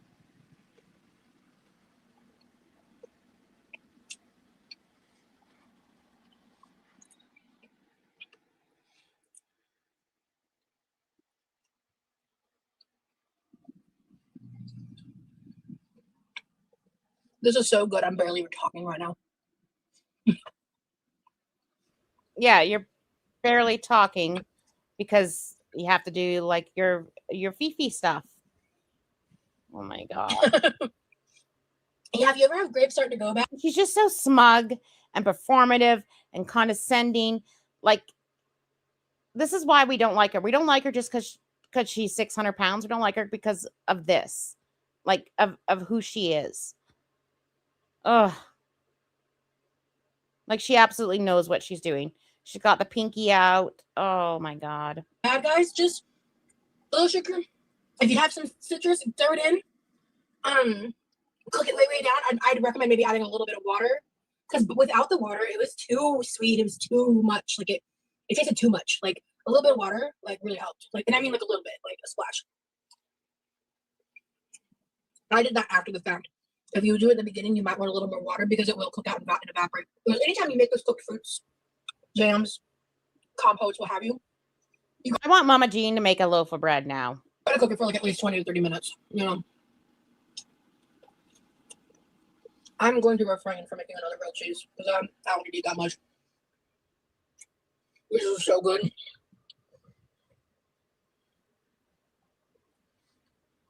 I have a whole other loaf. I might just make my brother and I a bunch of grilled cheeses tomorrow with some tomato soup. Yeah. If I have any in the pantry. Thank you guys for hanging out with me and spending so much time with me on Mother's Day.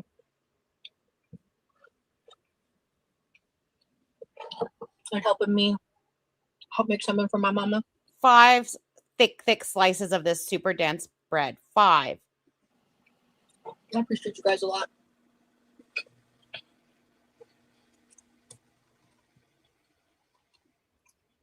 That was crazy. I don't think so, I thought it was nuts. baby Geico. Mhm. That sounds so good. Yes, post it, please. Absolutely, Karma. I'm happy to hang out with y'all. Oh, members, heads up. I'll probably make this an official post pretty soon. But all members, I'm gonna get the members only video up really soon for you guys. Like really soon, probably tomorrow. Yeah, we watched it yesterday. Whenever I get it out, I am planning on having that be the piece of content for the week for members only. So I'm not anticipating having a live this Friday. I'm just gonna get it out to you guys sooner rather than later instead of waiting to upload it on Friday. So just a real heads up. I'll make it an official announcement for anyone who doesn't see this part of the live or anything like that.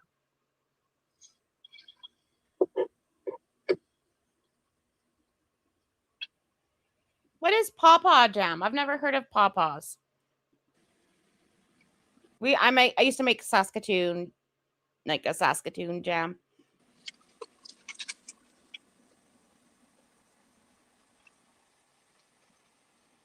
Oh God, she's almost done. Oh my God.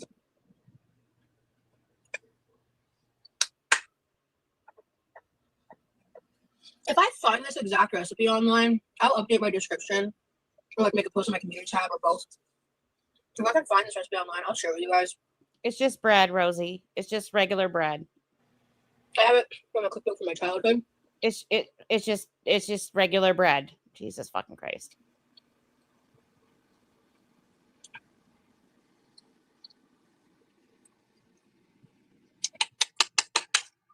$20 out of 10. I don't have a spoon in front of me. Oh, it's barely. Is she gonna lick it? Oh my God, I thought Thank you. Good night, Freya. she was thinking about licking that bowl, wasn't she? Good night, everybody. It is 6:15. I have been live for over 4 hours because bread takes forever to make. I'll put that away.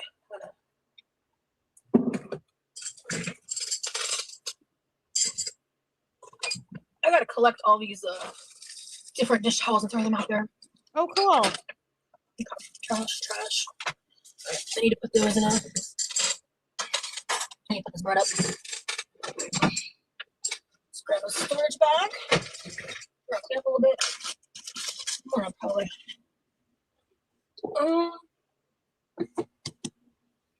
Don't put warm bread into a Ziploc. That's not cooled off enough. No. This definitely has. I thought she was gonna lick it. I thought The uncut she loaf licked needs the more bowl. time. It's like pretty warm to the touch, to be honest. Alright, so I'm just gonna set this right next to it. If they don't both fit in the same bag, we'll get it its own bag. Watch your refrigerator. The one that I cut is cooled off. The other one isn't, so I only put away the one in the bag that's actually cooled off. But yeah, the other one is way too hot. Good night, everybody. Thank you for hanging out with me. I hope that you had a wonderful Mother's Day, and if it wasn't wonderful for whatever reason, I hope this helped you. No. Some way. And Is that her cup? that's like the 10th thing I've dropped today. Oh God, that chair. The chair is gonna go. Anyway. Okay. So we got that towel holding that. So she's wiping her face with the same towel she wiped the counters with. Okay. This needs to go outside too. That's refrigerator. That needs to get rinsed out. Okay, sorry, I'm just right. collecting myself. All right. Have a great night, everyone. I'll see you soon. I may not go live every day all the time. Okay. Well, let me try to get my stories. Hold on a second. I gotta figure out how to do this.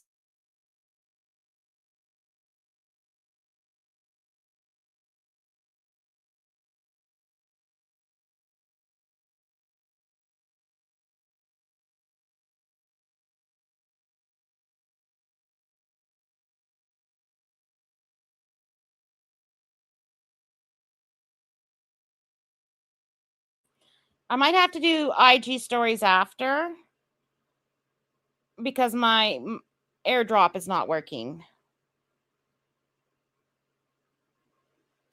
Unless I can borrow Nikki T's. Hold on, let me just check.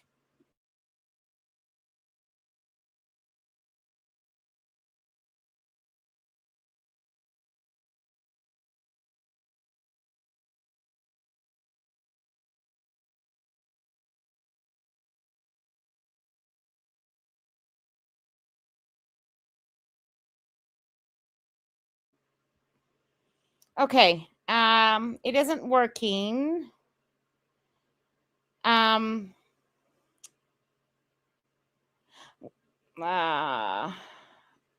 Maybe does Nikki T have it? Maybe.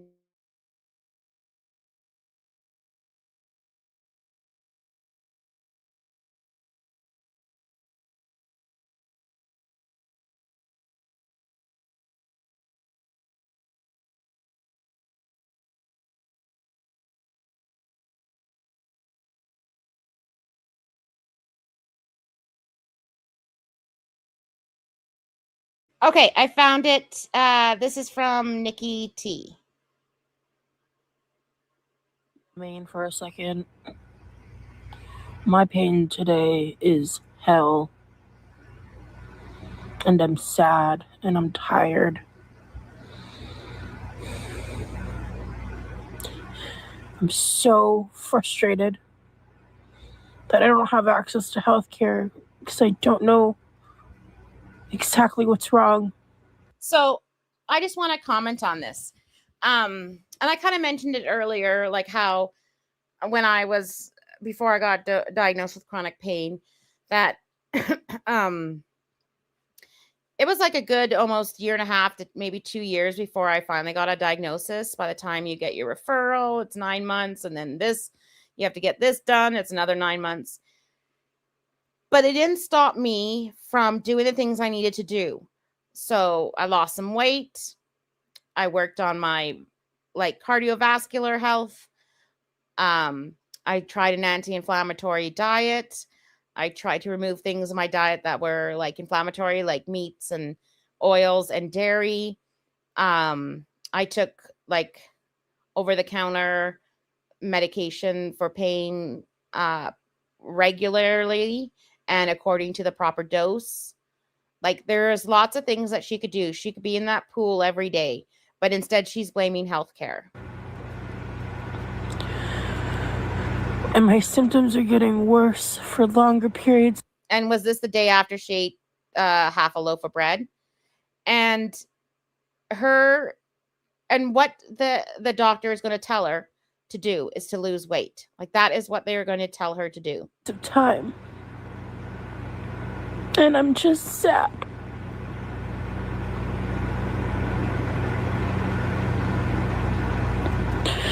And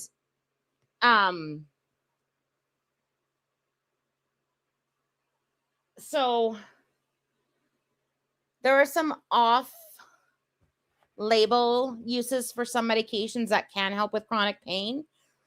I probably shouldn't say stuff on the internet. But I found things that being caffeinated helped with my chronic pain and chronic fatigue. That type of stuff. But if you talk to your doctor, there are some off-label things that can help with fatigue and chronic pain. And I'm not saying it was easy. It wasn't easy. There were many days that I laid in bed and I was frustrated and I was in pain and I was tired. But it wasn't my life. I still had to get up and take care of 2 little tiny boys by myself. And I tried. At least I had good days and bad days, and the good days I was trying. And I don't see Rosie doing any of that. She's just blaming the fact that she doesn't have health care. I feel stuck. I don't want to overshare too much. I'm trying to get myself to get into the pool. I might feel a little better in a few hours. I don't know. But since I woke up today, actually I was up till 4 a.m. because the pain was so bad I couldn't sleep. things like if my pain was so bad that I couldn't sleep, I would have gotten into the pool, moved my muscles, heating pads, taking the Advil, Tylenol, whatever your doctor tells you to take. She doesn't do any of this kind of stuff. Like, she does nothing. Just aching. And this nerve pain is killing me. I'm gonna be vulnerable on Maine for a second. And the thing is, like, she puts this out on the internet, but she won't take any suggestions. Like, she won't take any comments or suggestions that could help her. She just blames the fact that she can't see a doctor. She doesn't blame the fact that she's 600 pounds. Even Rosie losing 50 pounds would be an immense help for her. You know? Like, inflammatory pain is terrible. It is. But Rosie is doing nothing to help herself. And that's what bugs me the most. Yeah, she just wants ass pats and sympathy. Yeah. Yeah. There's, like, even over the, like, some teas can help. Like, what you would be, you would be doing everything in your power to help that pain. Do you know what I mean? And she does nothing. And it bugs me. Anyways. Yeah, the external locus of control. Nothing is her fault and nothing is in her control. It's always external. All right, guys, that's it for me today. I have to go do some work. It is. Like, God.